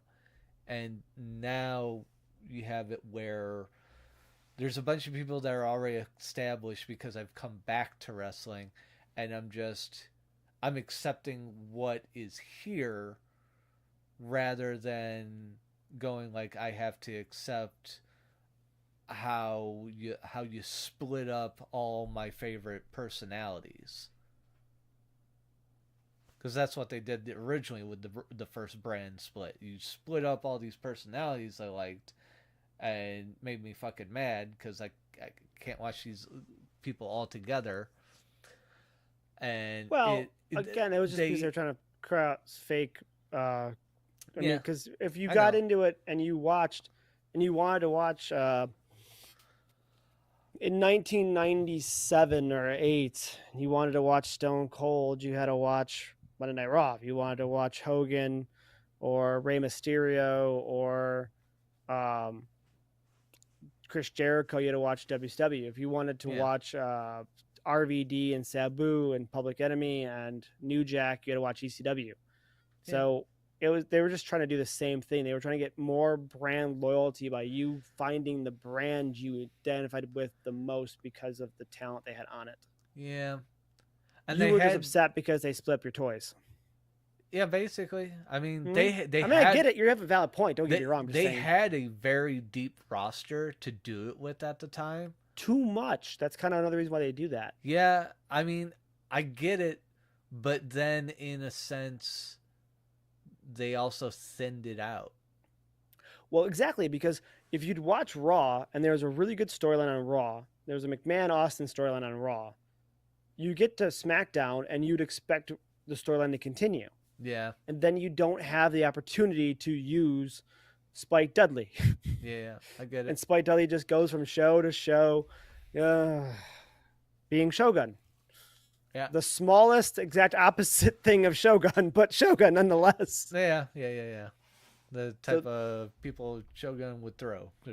Right. He's the wrestling buddy of that scenario, but that's why they do that. And again, as a kid, I'm right there with you. I wasn't happy with it because I'm like, I want to see this matchup and this matchup and this matchup and that matchup. But as a kid, so I get it. I get that why you were upset. As an adult, I understand it more, and I guess it makes a lot more sense as an adult.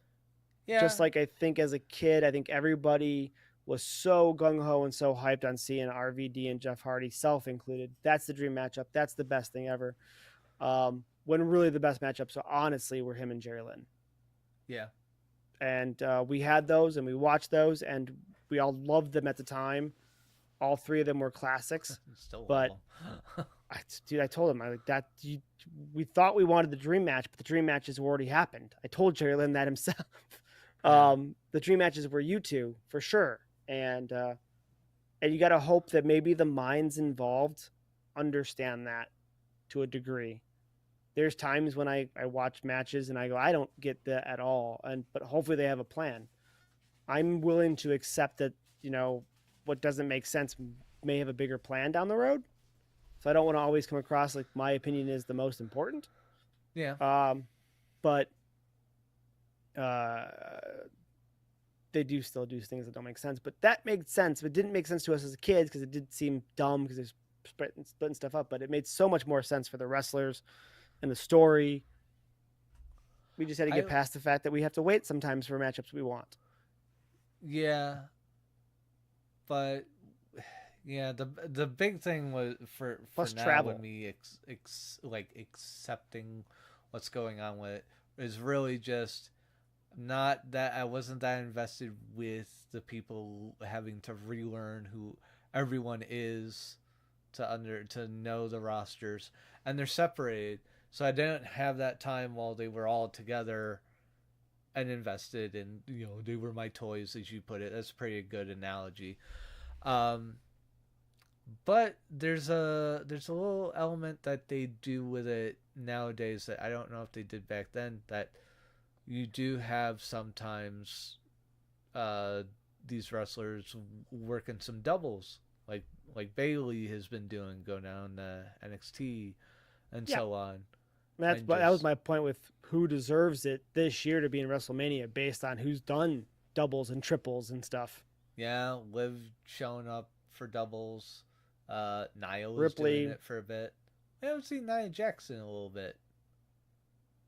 Didn't she wrestle last week? Did she wrestle last week? I thought she wrestled last week. Yeah, I don't know. I think we were busy doing WWE 2K25, and I might have missed it. But I feel like I haven't seen her in just a little while.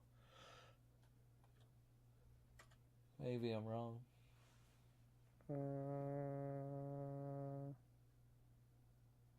I mean, she doesn't have a massive thing going for her right now because of that. Yeah.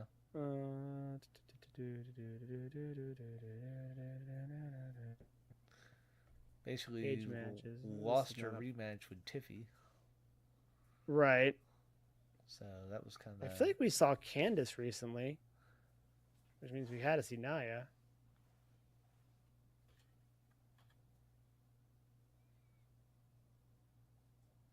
But maybe I'm wrong.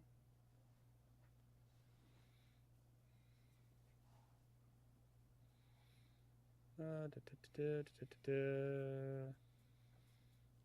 yeah, that helps a little bit. Have some folks do a little bit of double duty here and there. Mm-hmm. Especially if your storyline's getting kind of hot with what's going on. Like that's kind of a good time to be like, all right, put in like an extra day here. Yep. But yeah, so I mean, I don't know. I really enjoy what Punk's doing right now, and I guess you can give him the main event because of just flat the popularity of it. But I personally think that match kicks off a night one of WrestleMania and lets you know this is WrestleMania. This is a match to me that kicks off night one of WrestleMania this year, and then some iteration of it, probably Seth and Roman main event WrestleMania next year for a title. Yeah, so instead of a main event, it feels more like an opener. Right, but it feels like an opener because you got so much star power. It's massive, but there's no title on the line. So it's just this massive, you're at WrestleMania. This is the biggest show on earth. And then because of how much I like long-term storytelling, a year from this date, at least two of the members, maybe the other one, maybe Punk is going after the other title on night one. And then night two, these two are actually Roman and Seth are headlining WrestleMania night 2 for the main title. Yeah. It goes from being the kickoff show that shows you these three top personalities are here. They don't have the main event right now. but they're the top talent there is. And in 1 year from now, two of them are still feuding for the main belt, and the other one's going for the other main title. You know That's what what? it feels like to me. You know what I But think? I get it. They want to make sure he gets his title match. And I don't even know how long his contract is. I don't know if it's 2 years or 1 year or year to year at this point. Um, so if they feel like they need to get in there for that reason, maybe, like you said, maybe it's because of his age. That's fine. Also thinking about it, one of the things that might have screwed it up for this year might have been John Cena's, uh, like retirement tour, Could have.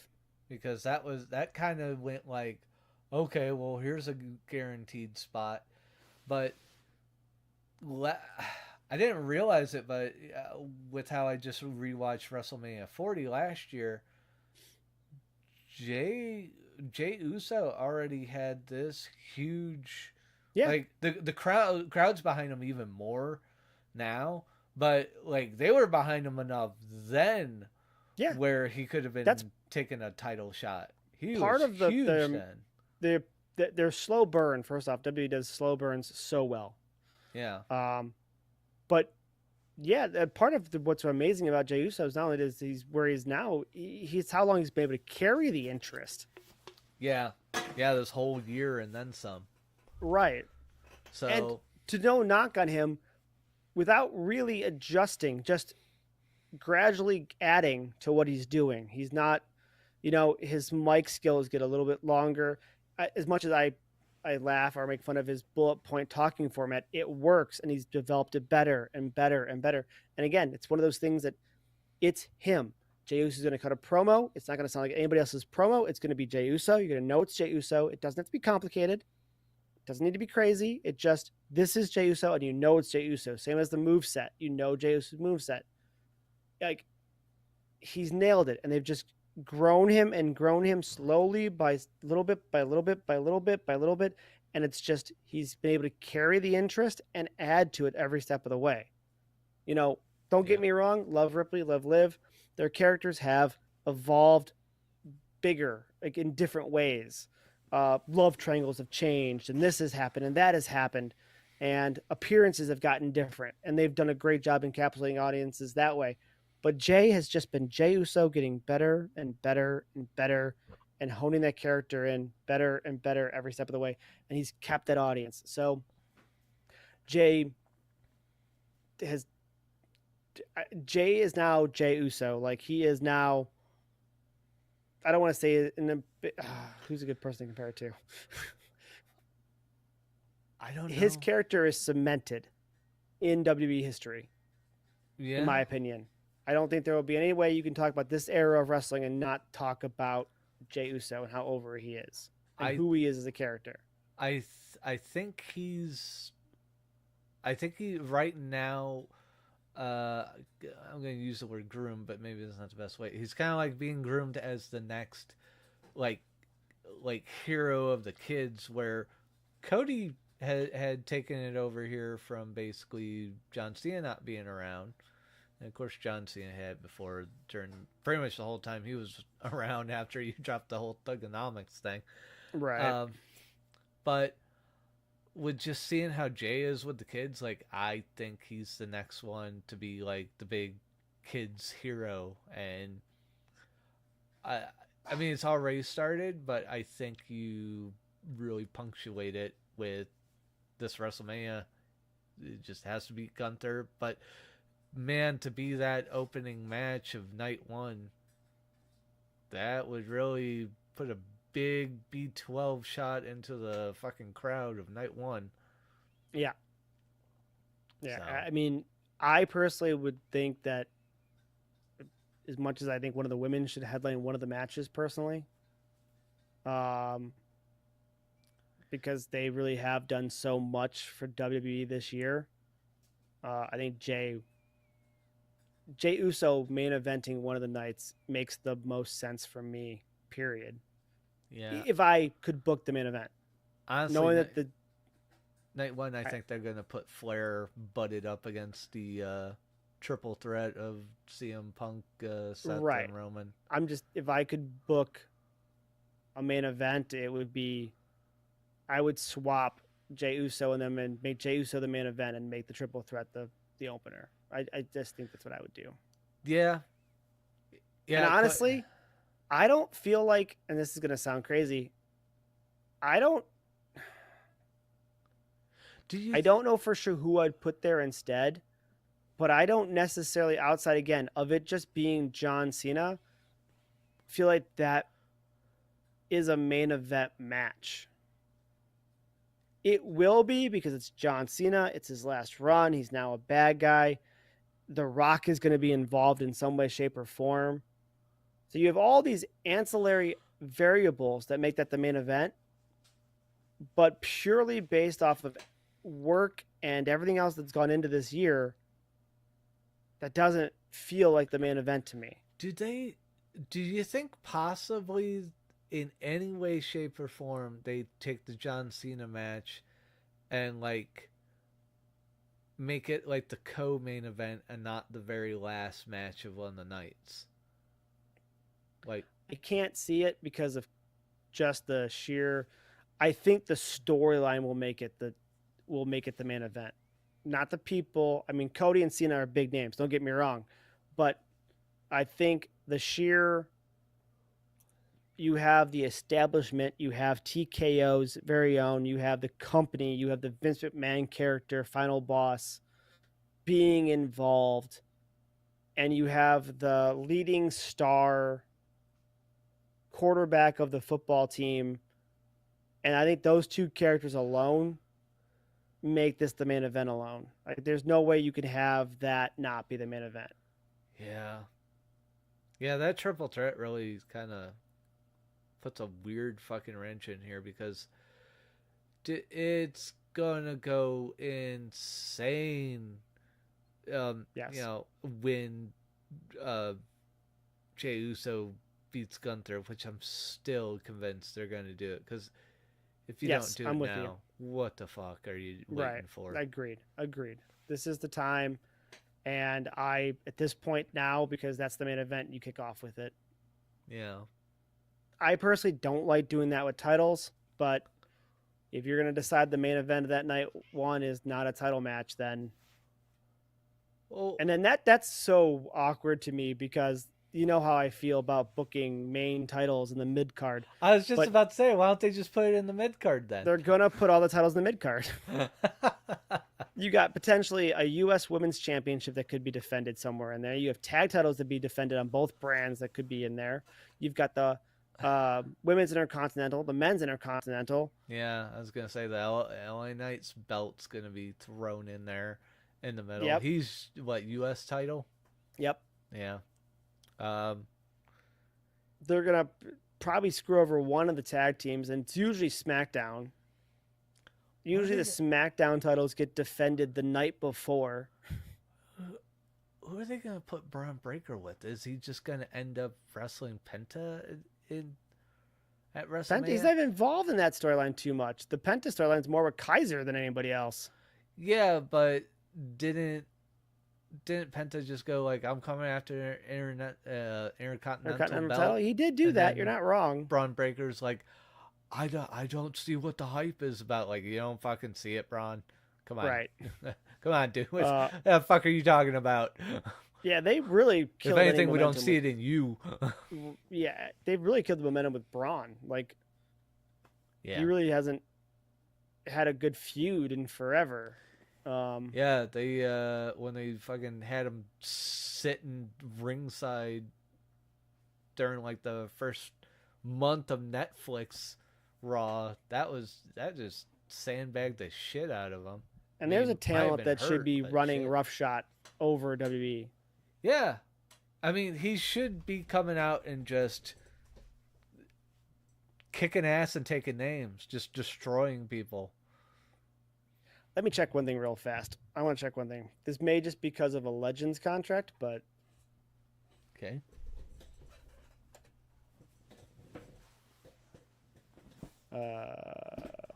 Cats. Oh. Hi.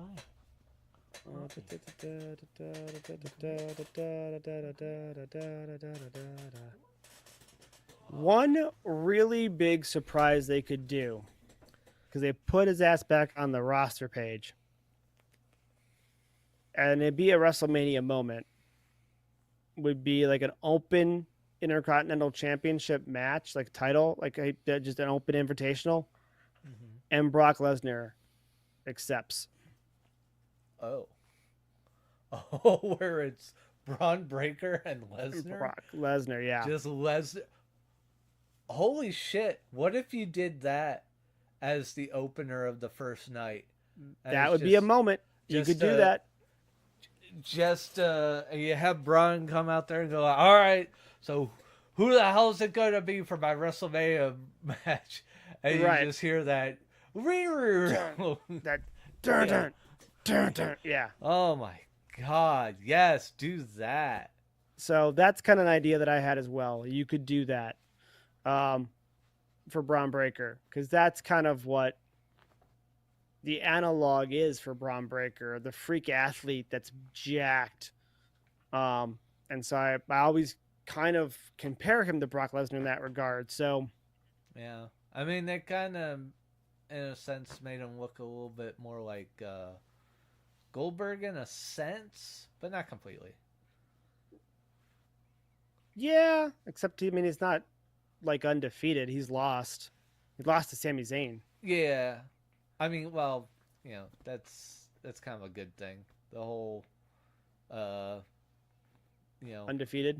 yeah, the undefeated with the inexperienced wrestler guy. It was kind of like, You mean Jade Cargill's beginning in AEW? Yeah, I mean, it worked for the time, but it's kind of It worked because he was a linebacker. yeah, and also Wow, Braun has a lot more hair on the roster photo on the actual website. yeah. Braun has a lot more hair. Who was doing the spear first? Was it Goldberg or was it Rhino? I know Rhino called it Gore, but Probably Goldberg. yeah. But other people had done the spear before that, because there have been other linebackers in wrestling. Yeah, but they, not just Goldberg, but the Goldberg people started working with Goldberg made it look devastating. right. Goldberg started though with the double leg takedown part of it, where he kind of gets his arms up underneath the guy's ass essentially and grabs by the quads as he takes him down. Yeah. Rhino, being that usually his gores went through something, was more of a him throwing himself at you scenario. Yeah. Because there's usually a table in the corner you guys went through, or this over there you guys went through. But eventually they did kind of like balance out to they both kind of looked relatively the same. They found what was the most devastating and both did that. Yeah. But, you pretty much hear from the fans. You get a big fucking pop because you just ran someone the fuck over. Like, yeah. That was good. yeah. So, but yeah, that was another idea that I have, is that Braun Breaker, if they want to bring him back, if they signed him to end up of contract that wasn't just a Legends contract, and that's why he's back on the roster page, open challenge by Braun Breaker, Lesnar comes out, would be huge. That would be gigantic. So, goddamn, do that. WWE, please be listening to us right now. Do that. You got time. Make it happen. Yeah. And then, yeah, I'm with you. You could start off night 1 or night 2 with that, I think, and it would be huge. Either way, Brock's music hits, and I think everyone's locked in again. Oh, yeah. Especially going up against Braun. I mean, that's going to get just as big as a pop as like when the Hardys came back, surprisingly. Yeah. It's just going to be like, they did a really good job of hiding that. Yeah, they did. They did. I mean, it really helped that they had just had a match the night before. Yeah. Where it was just like, they ain't going to make it. They're over there. They're not going to be coming. They were in the same city, but yeah. Was it in the same city? I thought they had to at least I thought they It had was a pay per WrestleMania weekend. They always run. All the shows always run right around WrestleMania. Now WWE the last couple of years of Vince tried to start buying out and renting the small venues around it, so it couldn't do as much. Uh-huh. But yeah, WrestleMania week is busy because everything is running. Like even back then in Yeah, like yeah. April of ROH is 2017. running. That's where that match was. ROH Okay. was running that year. Um, Hardy's versus. Know who they were facing the night before in a ladder match? Uh, I know this answer. God damn it, just tell me I know it. But Young Bucks. yes. God damn it, I couldn't think of their fucking name. Yes, I did. I did remember that, but some reason blanked out their name when you're like, okay, well, here's the riddle. Like, fuck, I do know the answer. Hate that. ROH Super Card of Honor.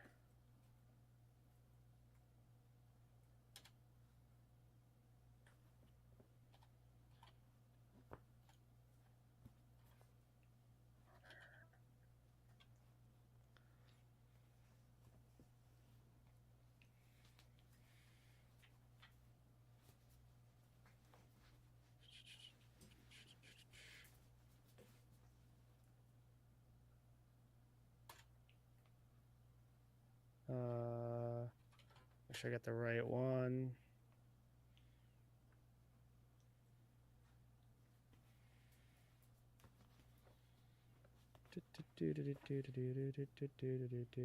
Where'd they go? Where'd they go?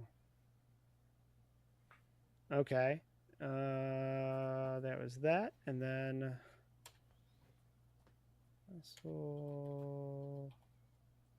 Mania 2017 location.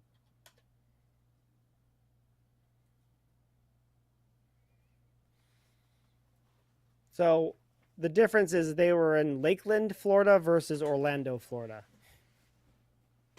All right.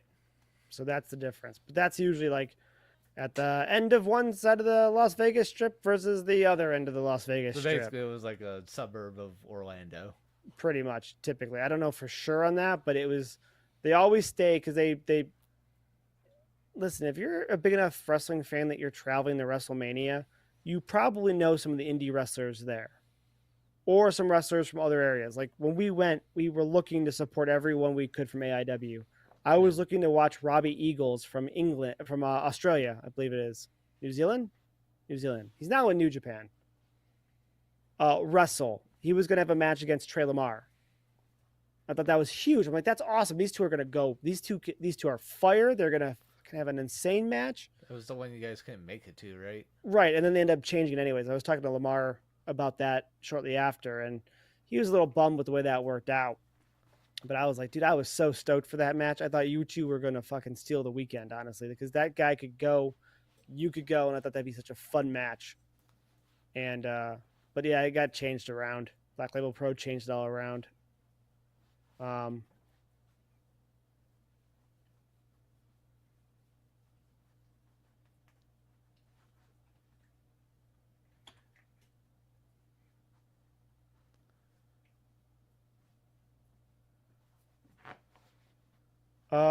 It is a less than an hour drive from Lakeland, Florida to Orlando, Florida.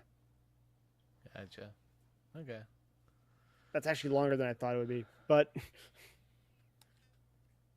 Well, so I guess maybe that's the part of me remembering that. It's just like, a little bit of a travel, but it was only like an hour.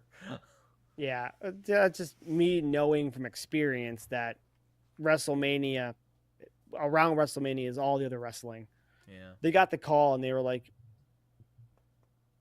the Bucks were like, we got to keep these guys healthy. Like they knew the night before too, and they were like, we gotta, like they had an idea that was going to happen, and they wanted to make sure that the Hardys put on a good match, but also got through it safely so they could make the big return, because even they realized at the time it was ROH versus WrestleMania.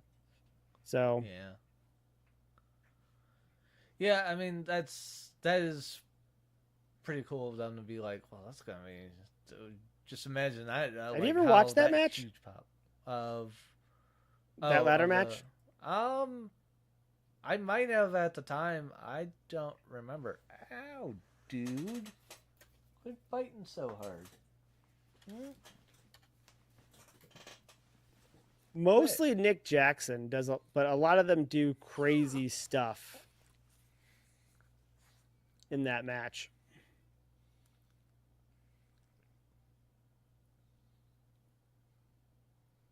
Oh, this is on Jimmy. I'll get the hell out of here. So Nick Jackson is a lot of crazy. Nick Jackson, one ladder gets tipped over. He steps onto the other ladder. Then that ladder gets tipped over, and so he's walking ladder to top rope to, I want to say, 450, all in a sequence, like tipped, 450. Jesus. Was that kind of like the thing in the one ladders match where Jeff Hardy was trying to walk the top of like ladders and the one tipped too much and he had to bail and it didn't work? He was trying to walk the tops, whereas Nick was on one and it was getting pushed over, so he had to step over from side to side, I believe. Oh, okay.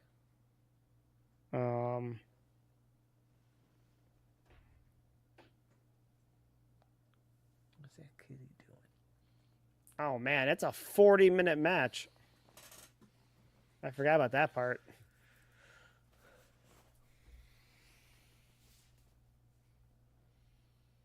It's gotta be near the end, right? That he does that. Is there anywhere to actually view it? YouTube has it on there. Okay.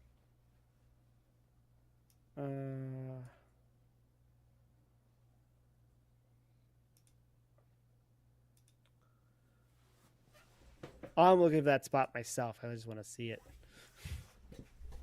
I'll send you a link shortly here. Okay, yeah, I was gonna say because otherwise I have to be like, okay, so what do I look up?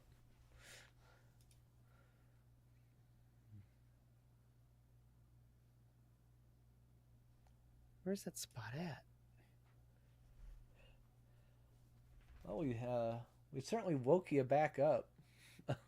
Yeah, I'm going to bed here in a minute. 12:30 was my. We talked an hour after it went off about what we would do with it, and it just boggles my mind from a booking standpoint. I think this is the match. It has to be the match, but I don't know where that spot is. Oh, it might be right here. Ah! Ah! Ah! Okay, Swanton. But it was so unpredictable that it was really pretty. But okay, yeah, I'm going to put this back to the start, and I'll send you a link here. Hold on. Okay. I'll give it a like. I'll watch it as some homework. I might have seen it already, but it definitely sounds like it's worth another watch. Copy. Especially since that was during the broken Matt Hardy phase. Yeah. God, I wish WWE didn't mess that up, but Vince always messes up stuff like that. It's sort of like almost want to see if there's something where there's like a whole string of like all the stuff you'd need to see from the broken Matt Hardy era, like almost like they just compiled like all the most of it's TNA. Yeah, like just compiling like all the. Truthfully, if you watch TNA during that era, you would get the majority of the broken Matt Hardy stuff. You'd have all the Hardy compound matches. You would have the deletion beginning. You would have the dilapidated boat. Quick, get behind the dilapidated boat. You'd have George Washington. You'd have the return of the Hurricane.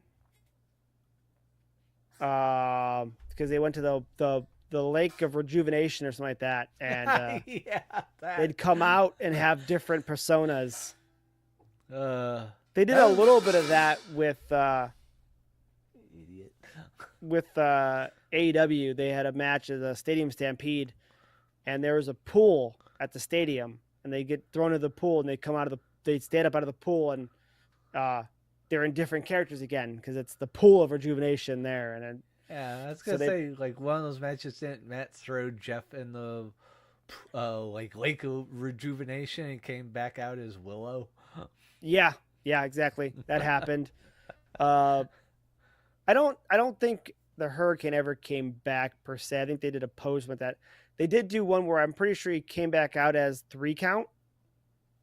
That was a Okay. WCW group that was like a boy band at the time. It was Shannon Moore, Shane Helms, and Shannon Moore, Gregory Helms, and the Hurricane. I can't think of his name right now. And eventually one of them got kicked out, and they replaced him with Tank Abbott. What?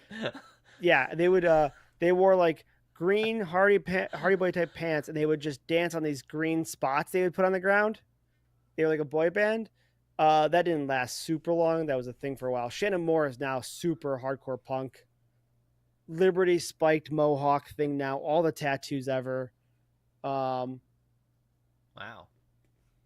I don't know what the one of them is doing, and then the Hurricane is still in play with WWE. So, but yeah, they did that. So if you ever really was interested and you ever had a lot of time and disposable income, I would say time is really the big one here.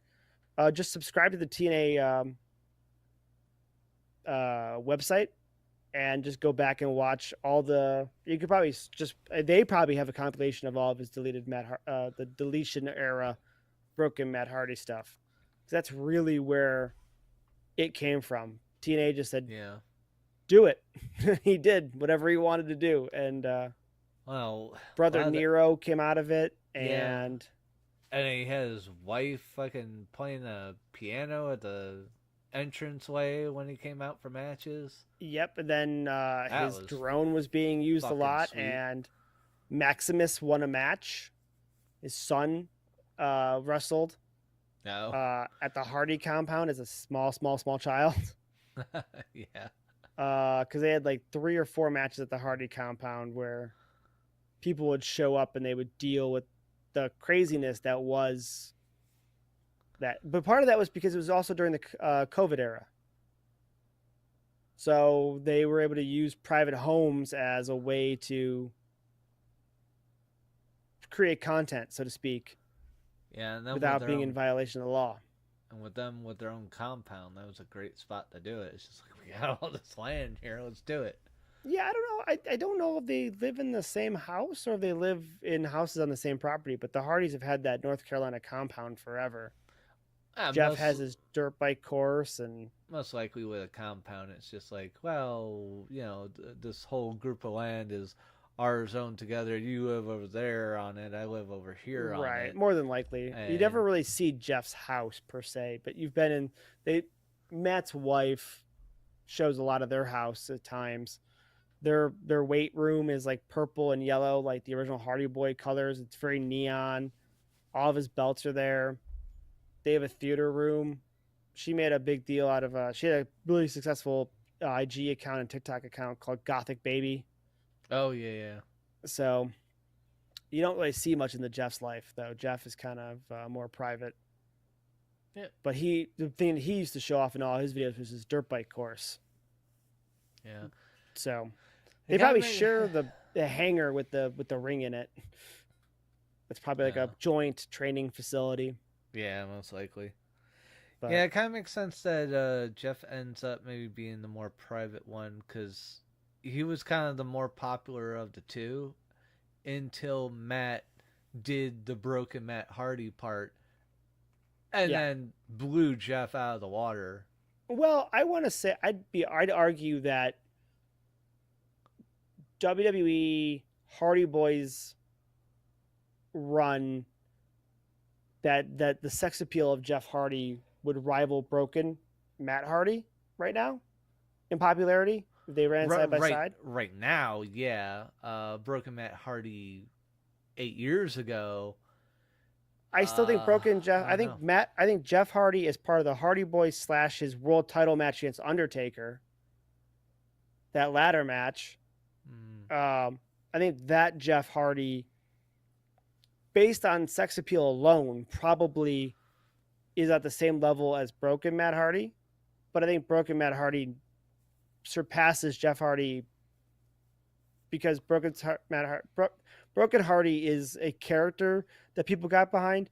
Jeff is a face, so to speak, they got behind. I think his look, his appeal got him over more. And then his ragdolling ability don't get me wrong, Oh yeah, but yeah. I'm just saying, I think his overall appearance pushed him further than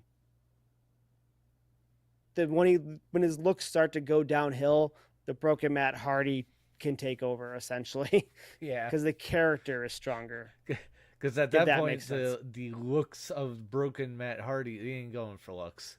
He's going. No, he's actually, going for looking like crazy mad scientist. Right, and you know what? That worked for Broken Matt Hardy, so it actually worked in his favor. Yeah, that definitely didn't work with Matt Hardy 2.0. No, that did not work. The only person I've ever heard that actually, female wise, who crushed on Matt Hardy over Jeff Hardy, I believe, was Bailey. Might have been Bailey. Somebody. There was one current wrestler that was like, everyone liked Jeff, and so I liked Matt more. That makes sense because in a way she wanted to be Lita. Right. Because I think Lita was one of her favorites.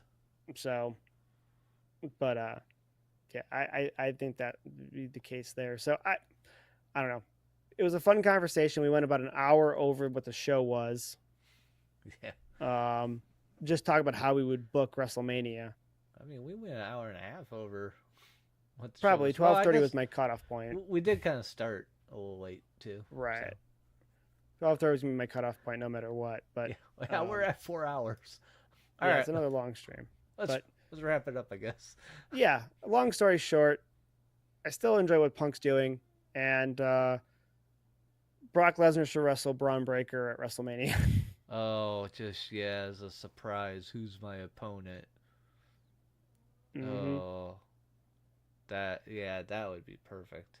I would love so much going into WrestleMania, like the Raw before WrestleMania. If we get a hint that he's going to do an open challenge, yeah, I'll be just chomping at the bit to be right again.